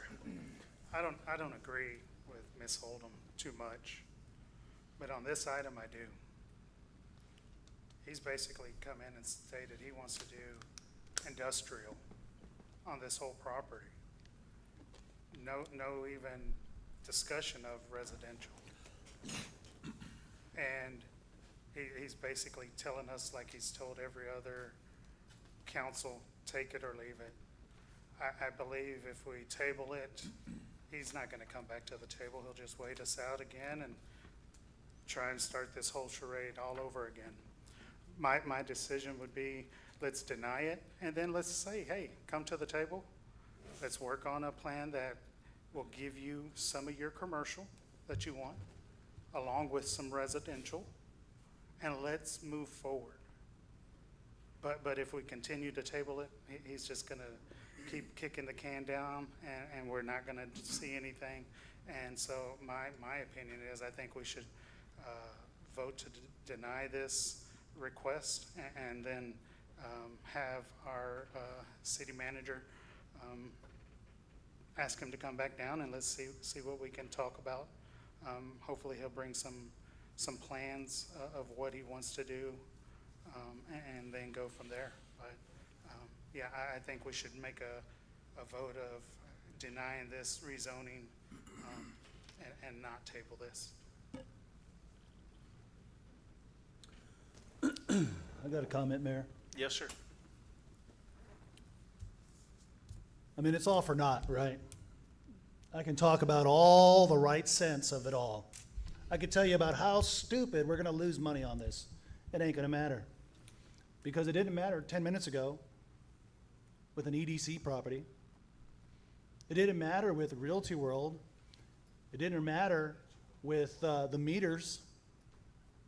Spent 3.1 million on. I mean, the list goes on. I mean, I don't know how many I told you so's I have to show. But I can tell you this. You want to know why I want to table this thing? Is because what we don't know is why it's even on the agenda tonight. I don't know why it's on the agenda tonight. Because I told planning and zoning a few months ago, or last month when they were going through this, why are you guys even voting on it then? Y'all didn't even have all the information. Y'all didn't even have the maps. I said, bring all those maps back so that we can actually have an intelligent conversation about it versus all this ridiculous vilifying. I hate this guy. He did me bad this one time or this whatever. Who cares? I don't care if you like the guy or not. But what I do care about is what is actually the city's true position legally.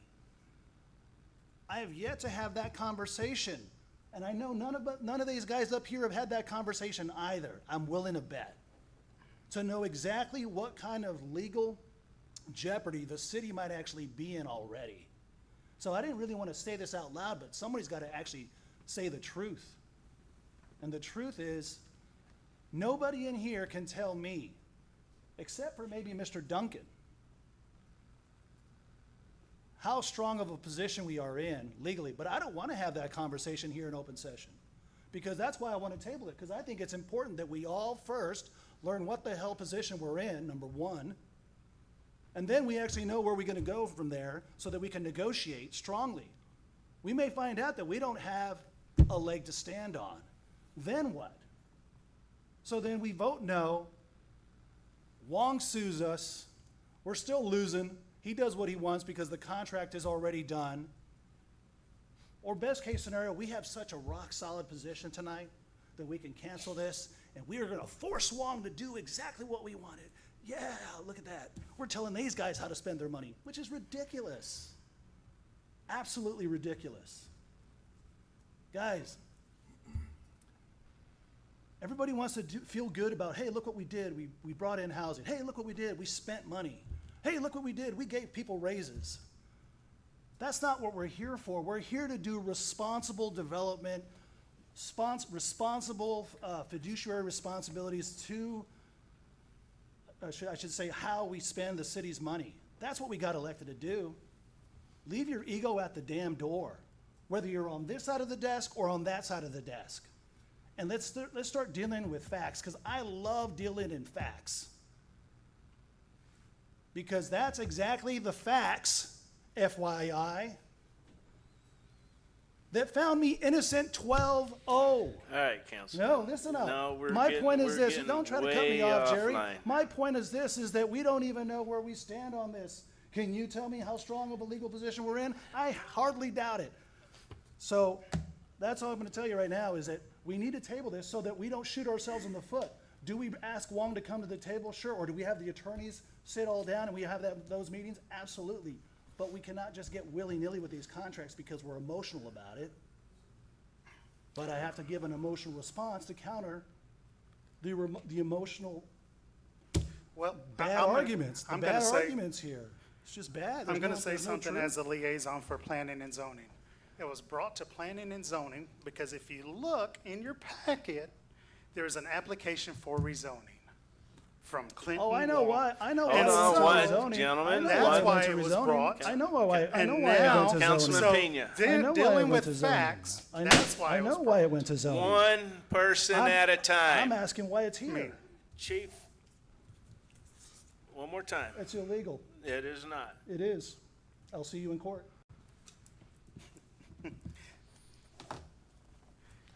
Go ahead, Councilman. And that's why it's now in front of us, because it was denied, and thus we need to take action on it. Incorrect. And so, that's why it's in front of us tonight. That's not the way it works. Because, well, you're not legal because you were just asking legal. Anyways.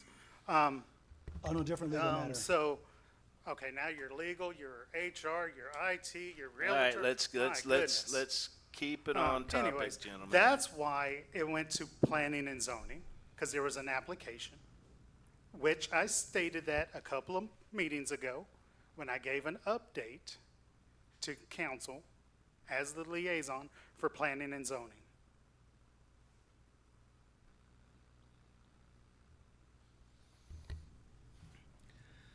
Why it's here? Why is it here? I tonight? had multiple members of planning and zoning. They told me that they received a phone call from a council person stating, hey, don't derail this deal because it's already been negotiated, and council's already aware of it. I wonder who that was. It was you. It wasn't me. It was you. I didn't contact all the planning and zoning. Gentlemen. I mean, I got contacted, fool. So, yeah. And the question All right. was, what information do we have and don't have? And I gave the answer, you guys don't have enough information. It was so All right. important, Mayor, that only one planning and zoning person is here tonight. Anyway, again, my vote's to table it. I seconded the motion. We got to do the right thing. We want to have rooftops in here. We got to have those discussions. You cannot bully any of these developers. period. The discussion could be had with Mr. Wong, whether we Exactly. table it or whether we vote upon it. Nope, you might be that- creating a legal liability if you table it prematurely. That's my whole point. Legal, is there any? You don't want to be giving away your legal leverage in open session. I prefer to comment in executive session for legal advice. Then I'd move that we put it to executive session then. I could say this. I've gone through those contracts previously, many years ago, and I prepared summaries for, there was a contract in 2013, one 2014. I put together summaries of the high points and the low points, the things that I thought we were stuck with, things I thought we had some wiggle room with. I can pull that up off my computer from 2000, whenever it was, and present that to council, but I don't have that memorized at this moment. Okay.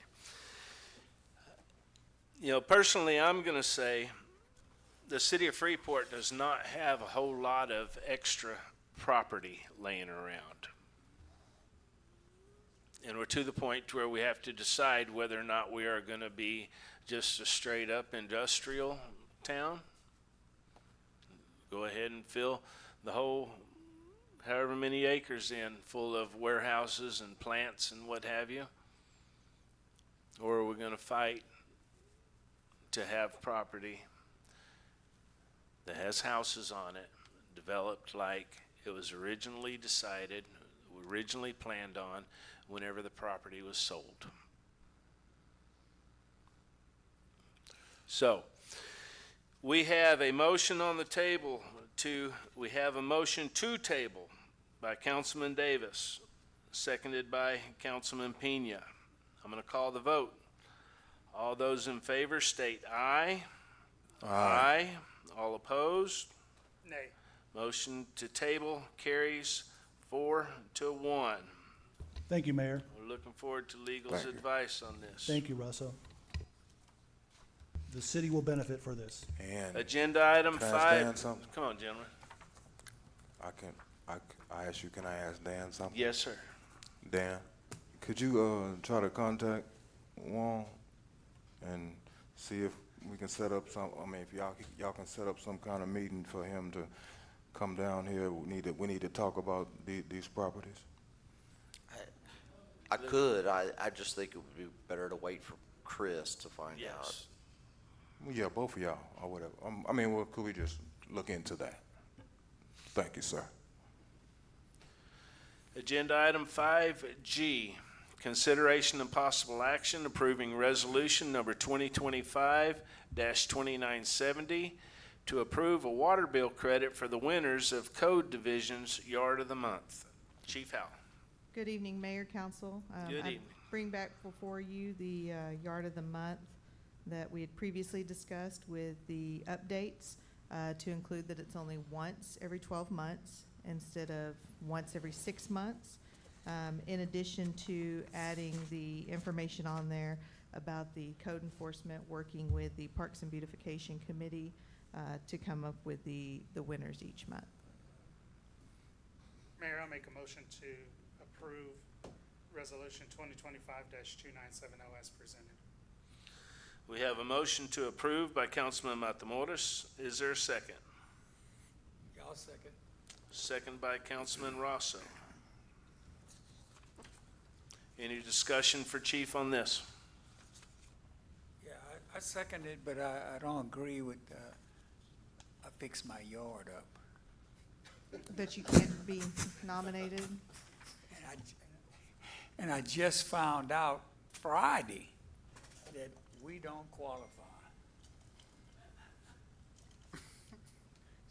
So all that mulch and all that, Do we want to have a All council that dirt competition? and I all mean, we can them- do a strictly council competition. And y'all can, council, oh, okay. I go with that. I'm just kidding, I'm just kidding. Any other questions or comments, council? Who's doing the judging? so it'll be a joint group with some code individuals and then also some of the Parks Committee. So we'll do it together as a group. And it's only 200 for all wards, $50. Yes, $50 per ward, so it'd be $200 a month total. And it's coming out of which budget? So it was our focus and everything for it to be taken out of water, since this was a part of the credit for water, and also kind of make it a little easier to help out finance instead of having to make 4 different maneuvers every single month. So, I like the idea of us runner-ups, a couple of just people like the participation on it, but we'd like to kind of just see how this, Yeah, that's how fine. it hits the ground It's a good running idea. and, It's a good idea. to see and everything, how the community responds to it. yeah, I agree. No further questions. You have a commercial and a residential.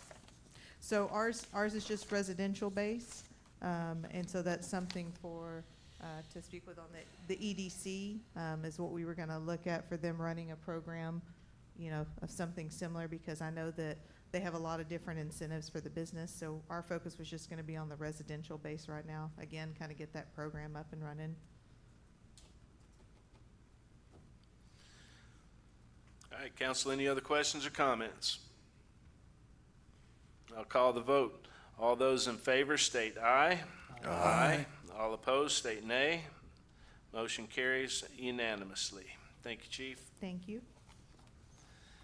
Agenda item 5H, consideration and possible action approving resolution number 2025-2980, replacing section 9.14 of the employee handbook and establishing a travel authorization and expense policy. Chief Howell. So I know generally speaking for city policies, it is human resources who comes up, but due to the fact that kind of police, fire, and EMS, we run most of the training that's correlated here for the city because of our continuing education requirements that we have that are set about by the state. So a lot of these policies, or the information listed in the policy, are things that we actually already do in our departments. We were just looking at making it a citywide policy to have some uniformity across all the departments, because we kind of discovered that there's some different things that transpire for the different departments. And then also that this would apply to council as well if there was any type of training that y'all attended as well. So it would just be blanket across the city for everyone kind of holding to the same accountability and the same standard. Council, is there a motion? I'll make a motion to approve. We have a motion to approve by Councilman Pena. Is there a second? A second. Second by Councilman Davis. Any questions or comments, gentlemen? Chief, I just have a quick question on Yes. the hotel accommodations. If you get into parts of Houston, you're heading 50 miles. Are we having hotel accommodations made for training in Houston? So generally not. Okay. We kind of base it on how many days is the training, what part of Houston is the training, where does that employee live? So like, for example, I have an employee that lives like in Missouri City. So for that employee, they're willing to travel a lot further to the north region of Houston as compared to an employee that lives in Lake Jackson. They wouldn't want to go all the way up to the Woodlands or the Spring area, doing that 5 days a week for a commute. So we kind of look at that situation generally to make the full determination. Okay, all right, that's it. Thank you. I have another question. Yes, sir. Is this limited to city staff or also applies to city council? This would be across the board for all city staff and city council. Oh, city council as well. And so, again, like I said, sitting about that uniformity, and if you look a few pages later, it has the actual expense report So then again, we have a better tracking mechanism when it comes time for auditing purposes, to be able to make things a little cleaner across. And what's the automobile travel authorization and expense policy for rental cars? I'm sorry, what's the? Is there a rental car reimbursement on this expense policy? On this and everything, the way it is set up, for rental cars, it's something that has to be pre-approved from department head or city manager. There was first the general discussion over eliminating it altogether. However, you might run into a situation where we send a city employee out of town to a training, the city vehicle breaks down, and then at that point, obviously, we're not gonna tell that employee, we'll figure it out and we'll see you next week. I mean, we would then at that point, set up to have a rental vehicle. But generally speaking, we would not provide a rental vehicle. It would either be we provide a city vehicle or we provide mileage reimbursement. I'm just wondering what the liability is on that for either city staff or city council to be using their own vehicles for training or any seminars, and to be reimbursed by the mile versus having a rental. So yeah, on the mileage rate, that's what, the IRS takes in consideration as far as, the actual wear and tear per se on the vehicle. Yeah, I've But always we've never encountered any kind of liability on anybody being out of town using their vehicle, in any kind of training And situation. I've never And heard I of it. mean, over for almost any 40 government. years. Yeah. And I've done a lot of training and been around a lot of training. It's never been an issue. So this is, what we have said about is pretty standard for a lot of cities and what they do. And when I came here to the PD, there wasn't any type of standardized practice that was done, and so that's what I began to set about kind of a standard procedure. We did a training request form. You had to put a copy of the flyer of, what the training was about. It had to go through checks and balances of supervisors. So like I said, it's just something we're looking to try to get uniform across the city. I guess I'm trying to also understand, this is kind of a little tangential, but I think germane, in that, say for example, we have a developer that wants to show us a couple of pieces of properties and what they're gonna do, let's say Wong. To have all of council in there, let's just say they're only able to meet with 2 councilmen and city manager and other supporting staff, and we wanna have a meeting, and we gotta take the SUVs out. Who's driving those? If it's the city SUVs, does that come into any of all this in terms of liability and who can be using and driving those vehicles? I mean, if it was gonna be one of the city employees, like let's say the city manager and 2 council members, then it would probably be the city manager that would be driving, with the 2 council members. So it'd be said that it's always a city staff employee It would to be probably, driving? it would Yes. probably be, if you have a city employee there, Yeah. that would probably be the city employee driving and the council would ride. Fair enough. No further questions. Thank you. Council, any other questions? Hearing none, I'll call the vote.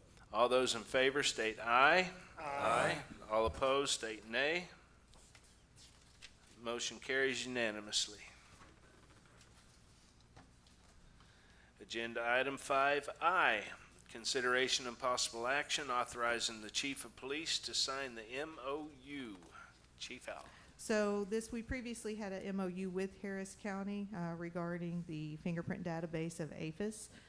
They are changing from server-based to cloud-based, and so therefore it's just updating the MOU to now be about a part of their cloud-based system. So nothing's changing as far as, the services that we're providing to our community. It's just as far as how that information, Harris County is going to receive it now, will now be through cloud-based. Council, is there a motion? Mayor, I'll make a motion to authorize the chief to sign the memorandum of understanding with Harris County. We have a motion to approve by Councilman Matamoros. Is there a second? Second. Second by Councilman Davis. Any discussion needed on this, gentleman? Hearing none, I'll call the vote. All those in favor state aye. Aye. All opposed state nay. Motion carries unanimously. Thank you, Council. Thank you, Chief. Agenda item 5J, Consideration and possible action approving resolution number 2025-2969 on the nomination of candidates to be placed on the ballot for the Brazoria County Appraisal District's Board of Directors. Mr. Pennington. This resolution allows city council to nominate up to 2 individuals to be placed on the ballot for the board of Brazoria County Appraisal District. The city has until October the 15th to submit its nominations.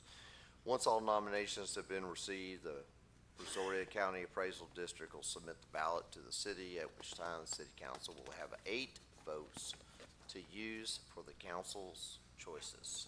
We have 2 current term members, and then we had 2 that put in for it, which are the 2 other individuals, Eric Hayes and Michelle Wessel.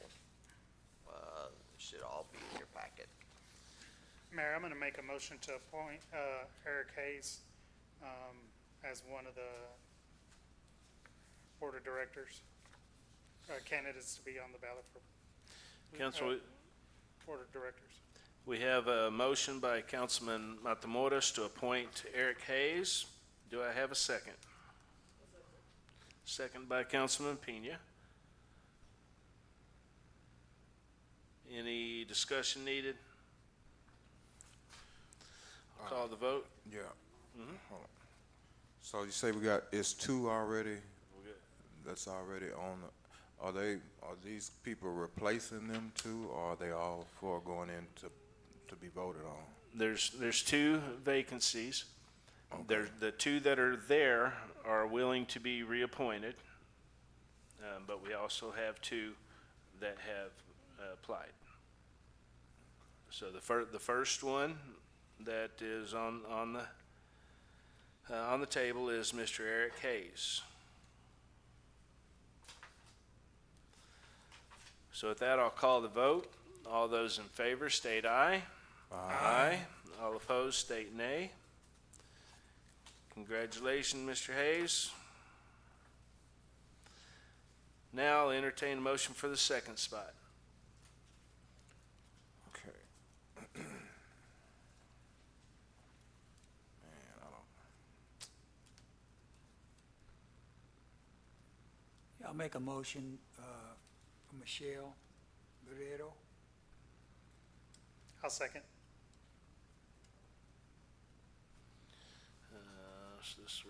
We have a motion for Michelle by Councilman Rosso, seconded by Councilman Matamoros.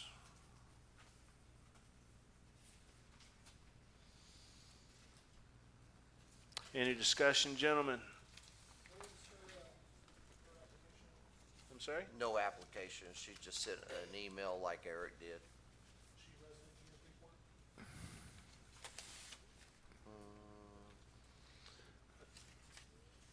Sure. Did y'all hear that question? I do not see where it's stated. Doesn't state. So, I mean, we are.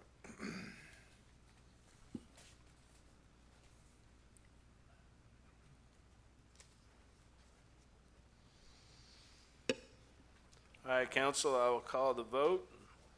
All those in favor state aye. Aye. Aye. All opposed state nay. Nay. Councilman Pena? I don't know who she is. I mean, yeah, I don't know who she is and where she live, and Dude, So I'll be a nay. how we voting on that? we're Do anybody know her? I can personally say first of all, let me say this passed with 3-2. I can I mean, 'cause I personally, can change my vote. If somebody know her, I don't even. I can personally tell you that I do not, but I also don't know the other 2. That's already on now? Yes, that's correct.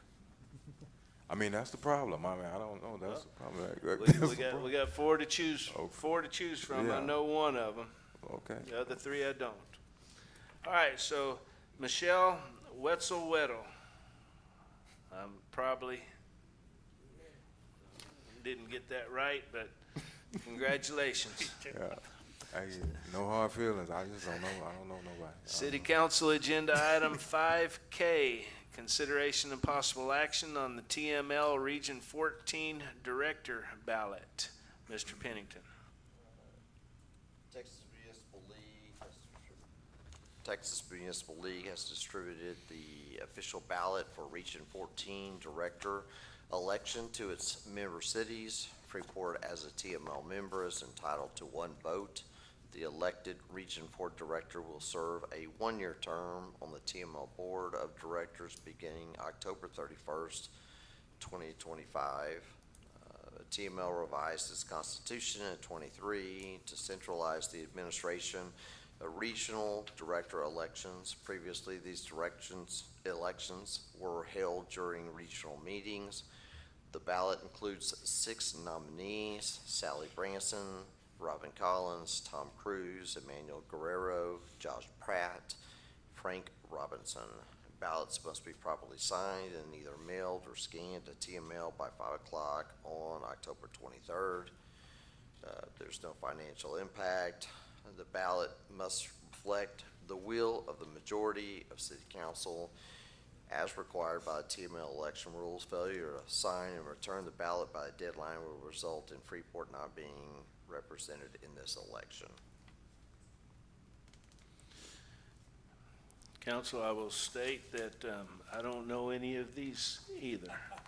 So I will entertain a motion.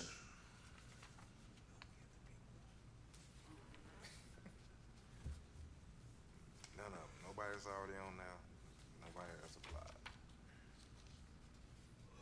Boy, I tell you, what the dice at? Roll the dice. 7-11.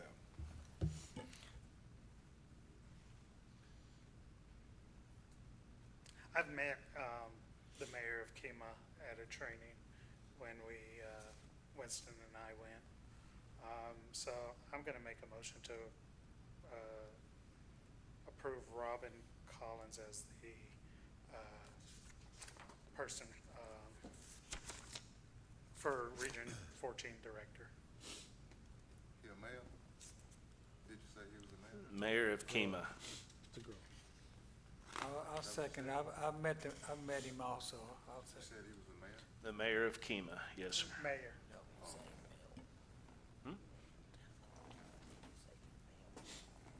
You met him? Met him, yeah. Who, you met him? Yeah, The mayor of Kema? yeah. At the last TML meeting that we went to. You sure? Yeah. Because the mayor of Kema is Robin Collins. Yeah, It's a that's what he woman. said. yeah. Who are you thinking about? I asked if you met him. Oh, yeah. Him We or met- her? Oh, that's they got them mixed up. It's a woman. It's a not. woman.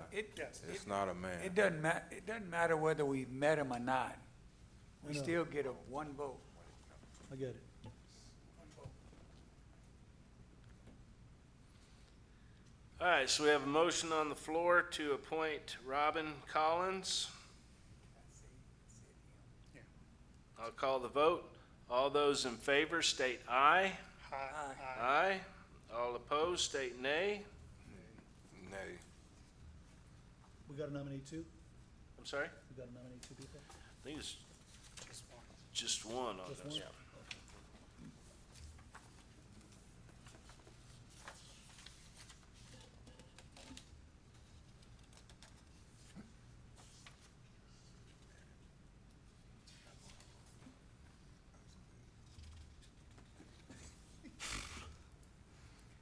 What was your vote, Councilman Pena?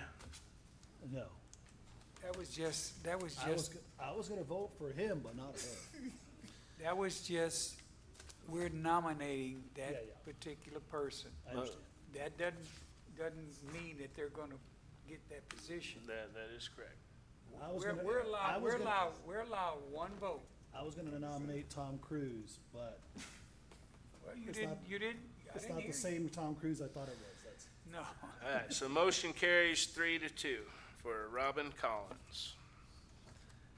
Gentlemen, agenda item 5L, I have been told by Mr. Pennington, that we are missing something necessary for this agenda item. Motion to table? So I'm gonna make a motion to table it, I'll second it. seconded by Councilman Pena. Any discussion needed? Call the vote. All those in favor state aye. Aye. All opposed? Motion carries unanimously. Chris, you're up. 5M. Was that a wake-up call? No, he was diligently working, I know. Agenda item 5M, consideration and possible action approving FEMA American Firefighter Grant for Self-Contained Breathing Apparatus, in other words known as SCBA, in the amount of $108,900. Chief. Council, I'm before you tonight to present a recommendation to approve this grant for firefighting equipment of $108,900. Each year we apply for the American Firefighter Grant under FEMA. You see me stand before you for the training grant, the radio grant. This here was particularly for breathing apparatus for each of the vehicles or even the staff vehicles and the ambulances as well. Our matching portion of this is $9,900. And that is handled within our, there's no financial impact other than pulling from the existing SCBA line item to address it. So that's my recommendation, that we accept the grant to move forward and then purchase the equipment after that. I'll make a motion to approve. Motion to approve by Councilman Pena. Thank you, Chief. You're welcome. Is there a second? A second. Second by Councilman Rosso.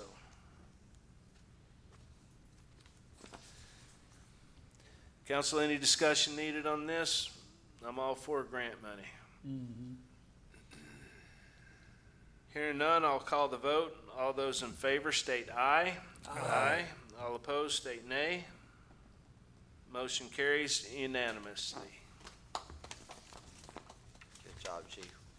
Thank you, sir. Agenda item 5N, consideration and possible action approving FEMA SAFER, S-A-F-E-R I'll make a motion to program approve. grant for personnel for the amount of $964,434.95. I'll make a motion to approve. We have a motion to approve by Councilman Pena. Is there a second? Second. Second by Councilman Davis. Any discussion needed, gentlemen? Hearing none, I'll call the vote. All those in favor state aye. Aye. Aye. All opposed state nay.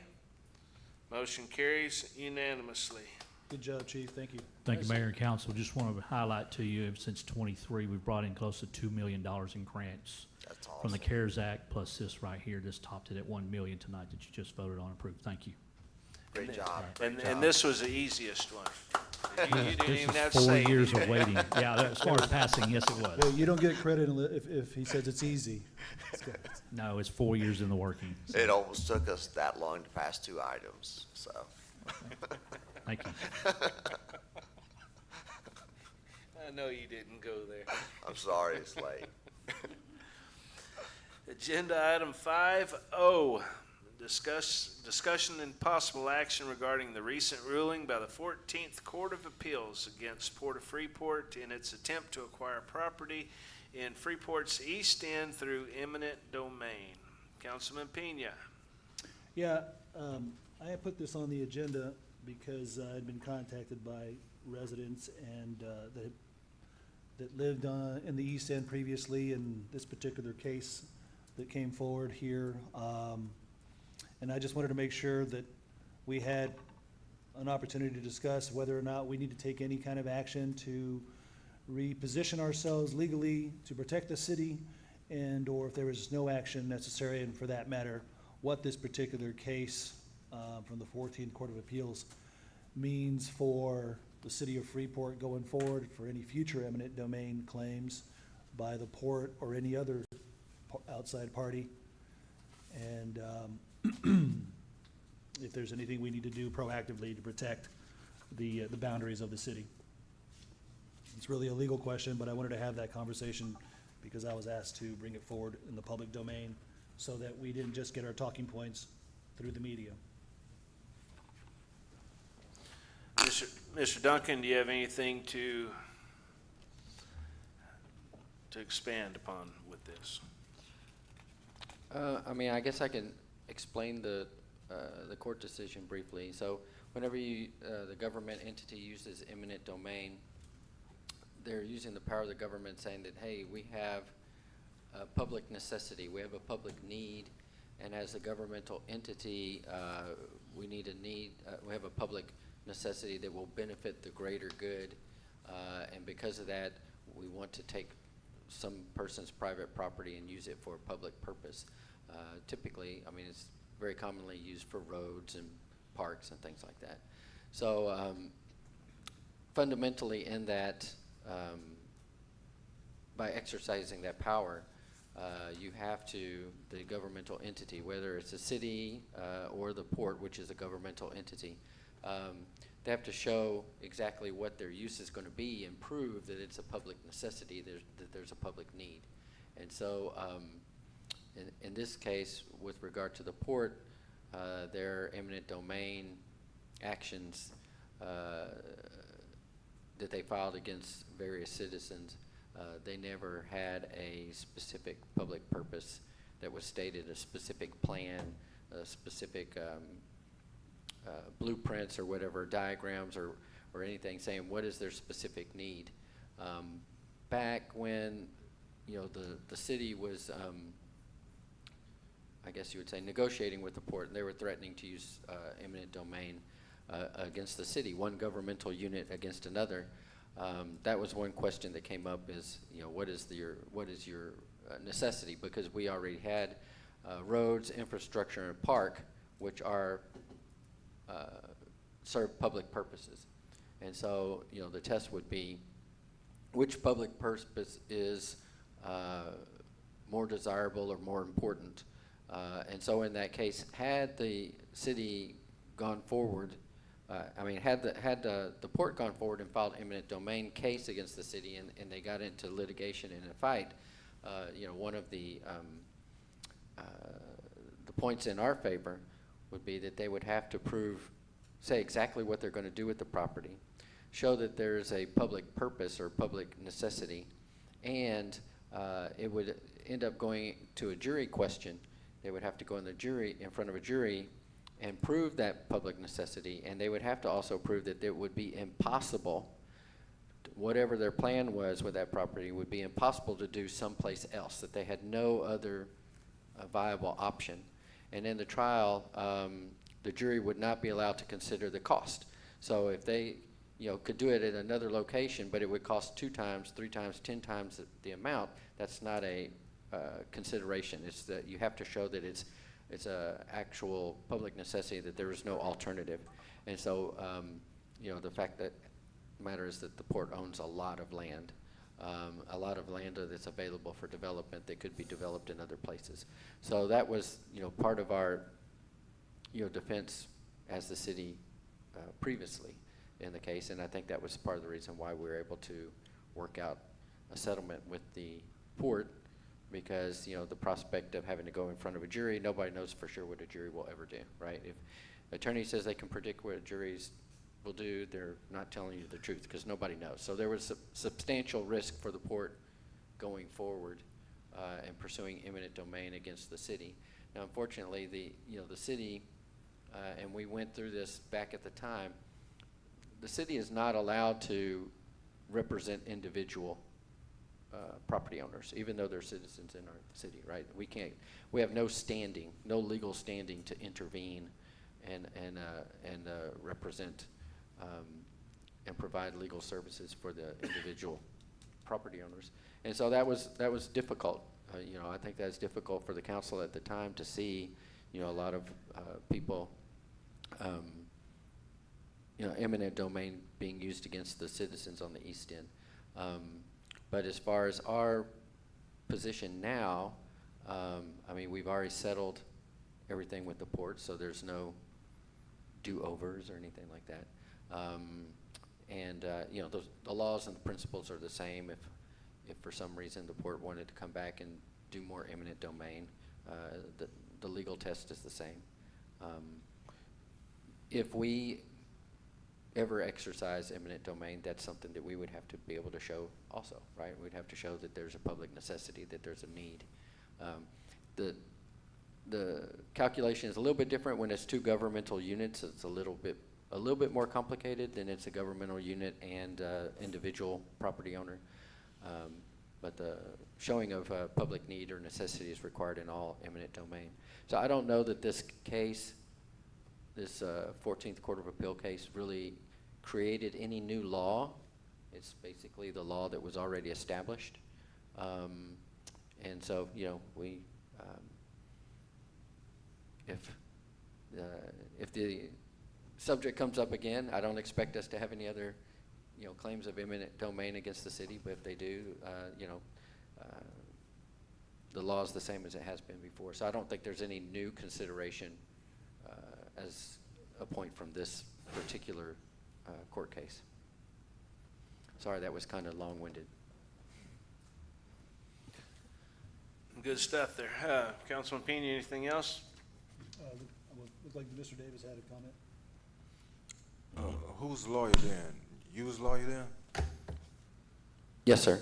Oh, wow, I'm really loud now. Yeah, as a matter of fact,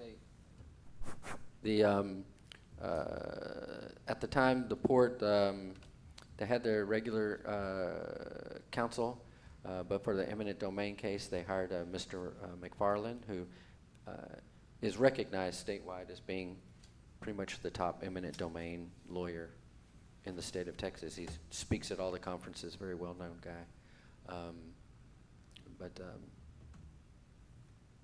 Yeah, I mean, the law is the law, so you know, we were able to prevail in our defense, I think.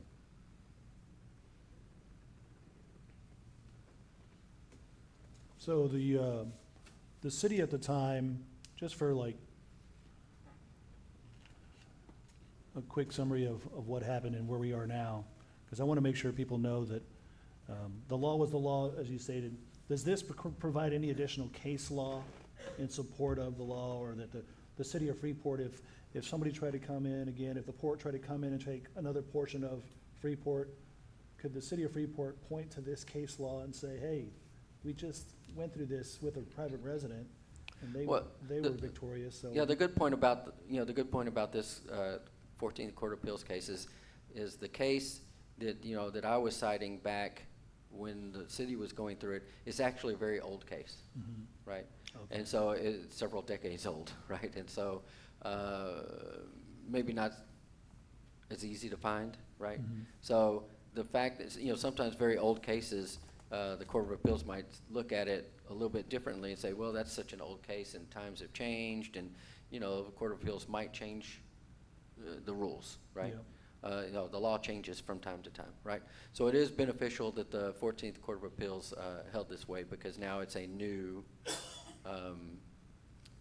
legal precedent, right? So now, if you're, you know, fighting, you know, eminent domain, you have a newer case to cite in your defense, you know, because of this. So kudos to the private property owners that were able to, you know, have the wherewithal to fight and be able to take it to an appeal and help reaffirm that case law. So there's nothing we need to do at this point to prepare ourselves going forward, other than that was actually a case that helps the city going forward defensively. Well, if we're going to be, you know, approached and well, it's you know, everything's a double-edged sword, right? So if somebody tries to use eminent domain against us, it helps us, right? If the city wants to use eminent domain against somebody else, right, then we need to make sure that we know the law, that we follow the law, we do it the right way. You just got to meet the standard. Correct. Got it. No further questions, Mayor. Council, any other questions on this? Chris, in this matter, I'm just curious, is this something that could be, from the port's perspective, like addressed by refiling to clean it up? Is that an option? Well, I mean, I have to be careful. I don't want to speculate about what the port may or may not do and provide them any legal advice, right? So, you know, the case was sent back down. So, you know, if the case being sent back down, there could be opportunities for them to, you know, correct any shortfalls. Okay. All right, we're moving on. Work session. Councilman Pena, Ward A.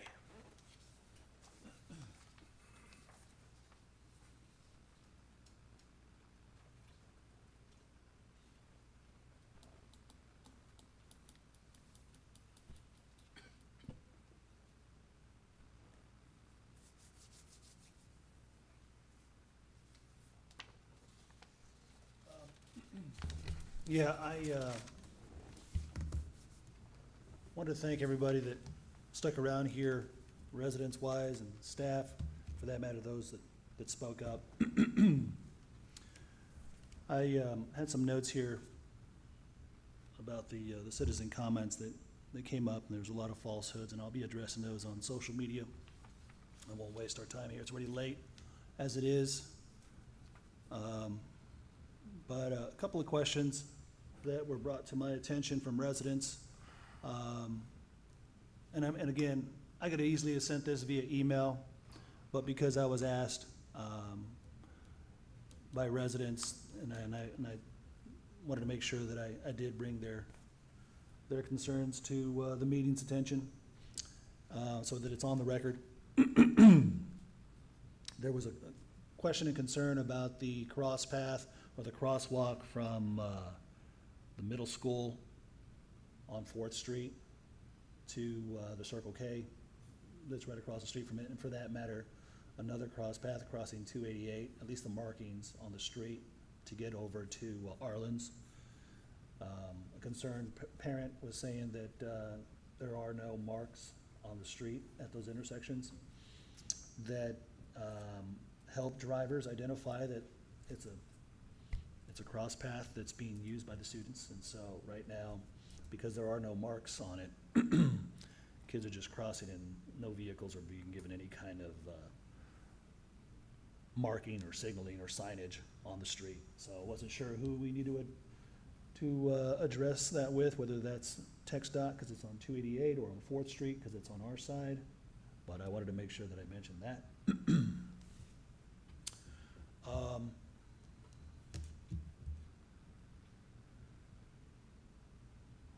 I know there was concern still about the poles in the downtown, the lighting. I saw some new poles up there that weren't on that map. I wanted to bring that to Mr. Pennington's attention. On 4th Street, there's some new light poles that I don't believe they were supposed to be on the map. They weren't supposed to be installed because they weren't on that last map that we just discussed a month ago. And yet the places where they're supposed to be, they are not there. So that's on Broad Street. Question and concern was about that warehouse development there at Park and 4th. If any and all of that construction that was done was permitted properly is a question that's being brought to my attention by downtown ownership as their concern for compliance to the planning and zoning map is what they're asking about. So I don't know if there was a permit pulled for the remodeling of those warehouses, and for that matter, if it was in compliance with the zoning. And the same thing, if that fence was permitted appropriately in alignment with the zoning. And I think we also talked about the grading of the drainage on that property, if that has yet to have been studied yet, and I wanted to bring that up.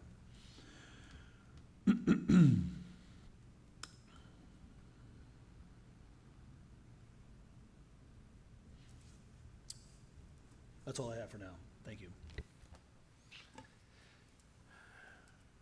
Ward B, Councilman Davis. I fell asleep now. First of all, thank everybody for coming out and joining us. It's almost midnight. But, and everybody who came out that didn't make it, all the citizen comments, everybody who's watching, I should have took some notes and I forgot my comment. But I know one, let's go. Some residents or some people was asking about the fishing pier right there in front of the river place and the regular one up here at the front. Lights are going out, so it wasn't no. They was asking if they can get the lights back on, replaced. I guess the bulbs will need to be replaced or something. They was like, especially that green light. They was like, man, we like that green light. It feels like that green light, you know. So they missing their lights over there, and I'm telling you, every time I go by there, it's people there, and at nighttime. So that is a hot spot, and I think we will want to address something that people enjoy doing and are using. We want to make sure that it's safe and they get the advantages out of, you know, the fishing. So if someone can get in touch with whoever's in control of taking care of them lights, we can get them lights back on for.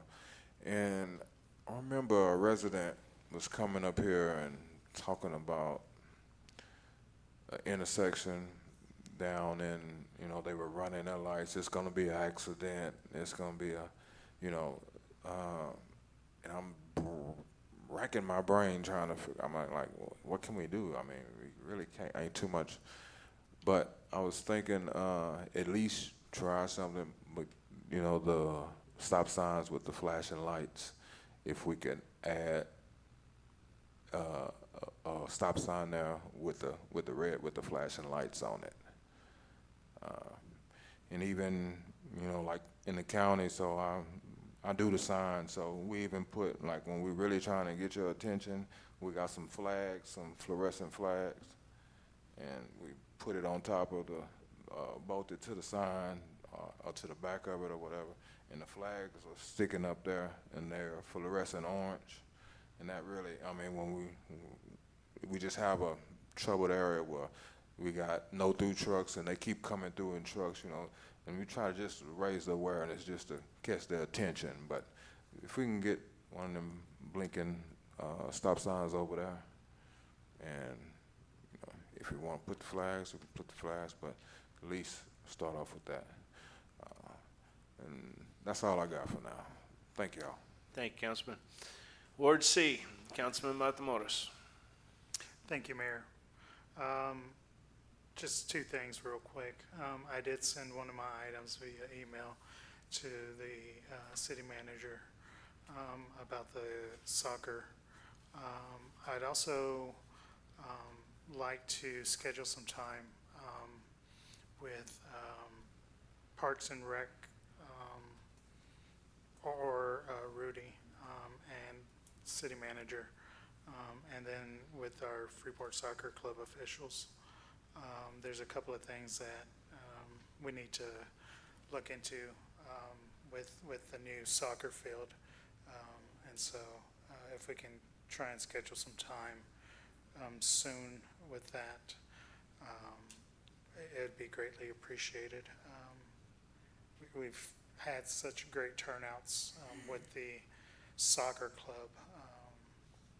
Now that we have this new field, there are some issues that are starting to arise. And then the last thing that I want to speak about is Mr. Rob Giesecke is running for county judge. So it is a resign to run position. And so wanted to thank him for everything that he's done while he's been on the Port Commission as the chairperson. Thank you, Rob. That's all I have.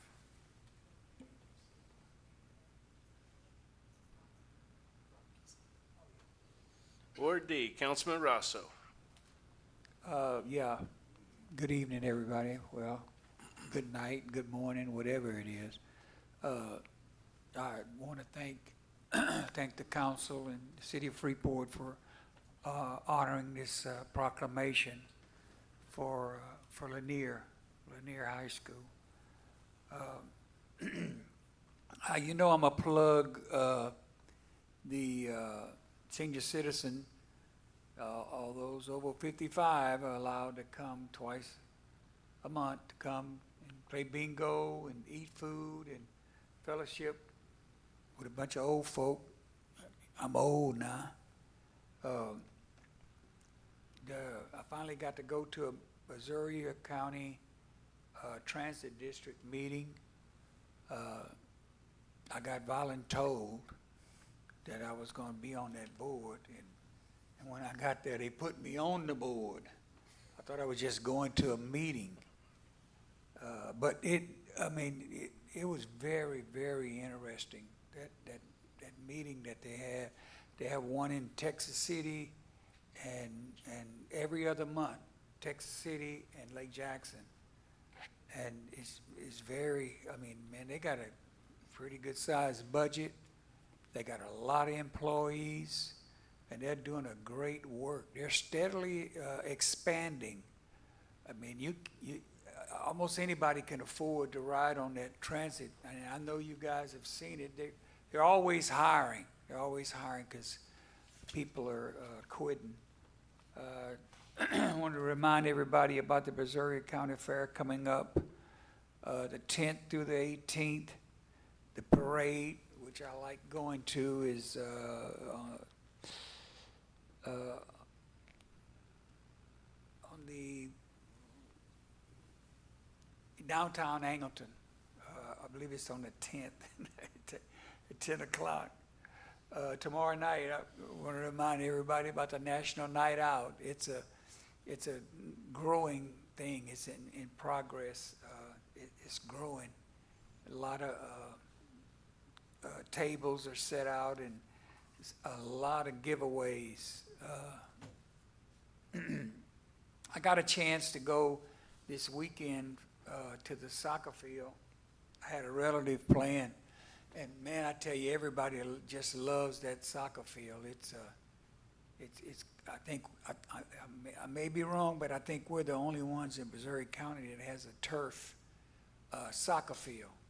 And there are more people there than you can shake a stick. It's lots of people, both sides of the roads. I know we're gonna, George was just mentioning it, we're gonna try to address parking, because they park on both sides of the road and they narrow it.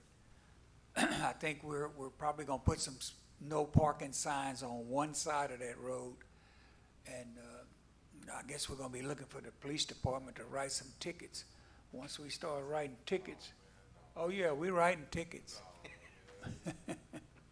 If the signs go up, the tickets will be written, and that's a big deterrent. Is a ticket.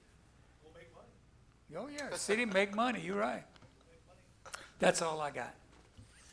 Thank you, Councilman. I hope y'all joking. You know, I too would like to thank those that came out tonight. I get encouraged when I come up here and I see a stack of citizens' comments.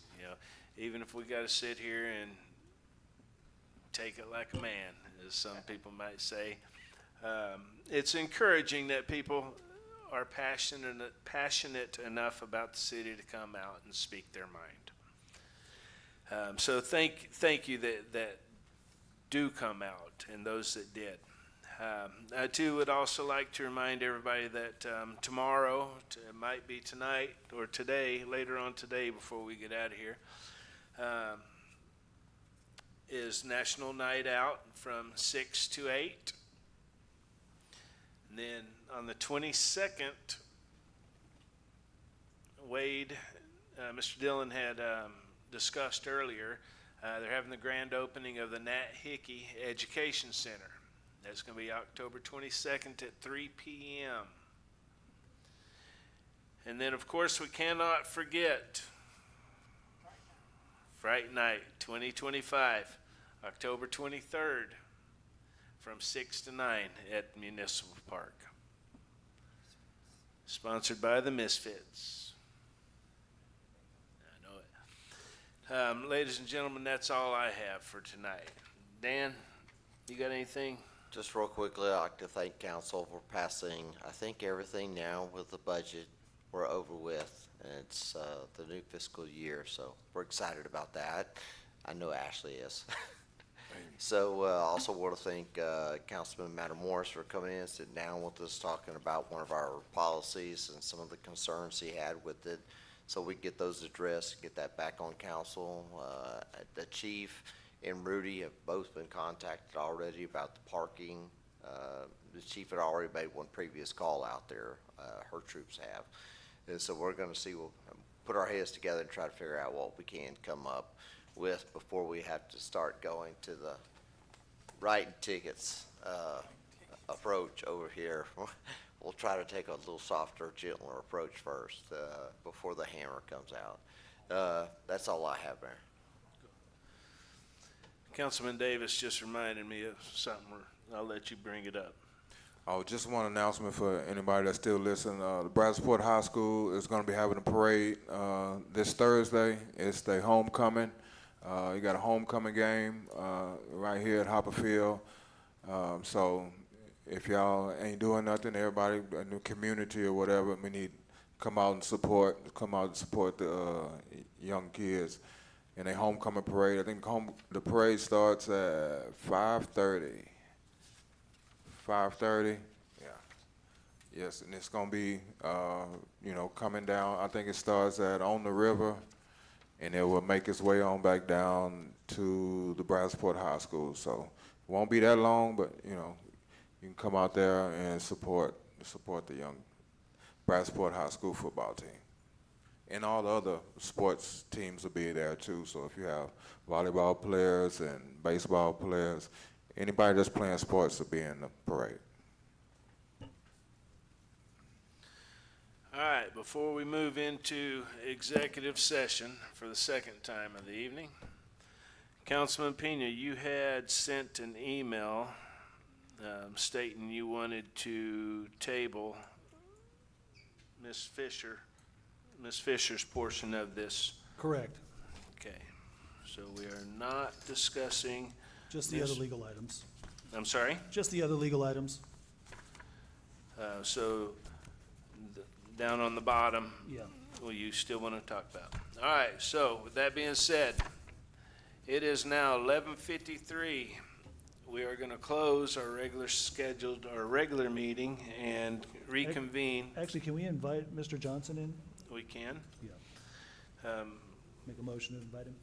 We have a motion to invite Mr. Johnson in to executive session. Is there a second?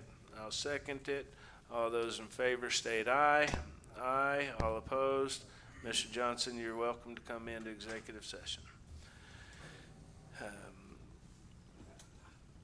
All right, executive session regarding Texas Government Code, Section 551.074, personnel matters. 1, interim city manager contract.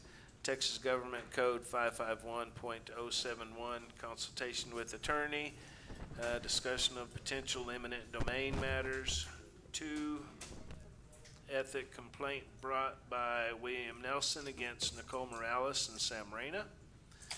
Then we have consultation with the attorney, Government Code 551.071, and deliberation regarding real property, Government Code 551.072, discussion and possible action to consult with the Economic Development Corporation, EDC Director Robert Johnson, and EDC's legal counsel, Olson & Olson, LLP, and deliberate legal and real property matters related to a lawsuit between Freeport EDC and Realty World related to the failed Skinner Street Townhome project, lawsuit involving alleged development contract violations by Freeport EDC and alleged A&T LLC, developer agreement between the City of Freeport and Jim Maddox Properties concerning the vacant 19-acre tract located on Skinner Street.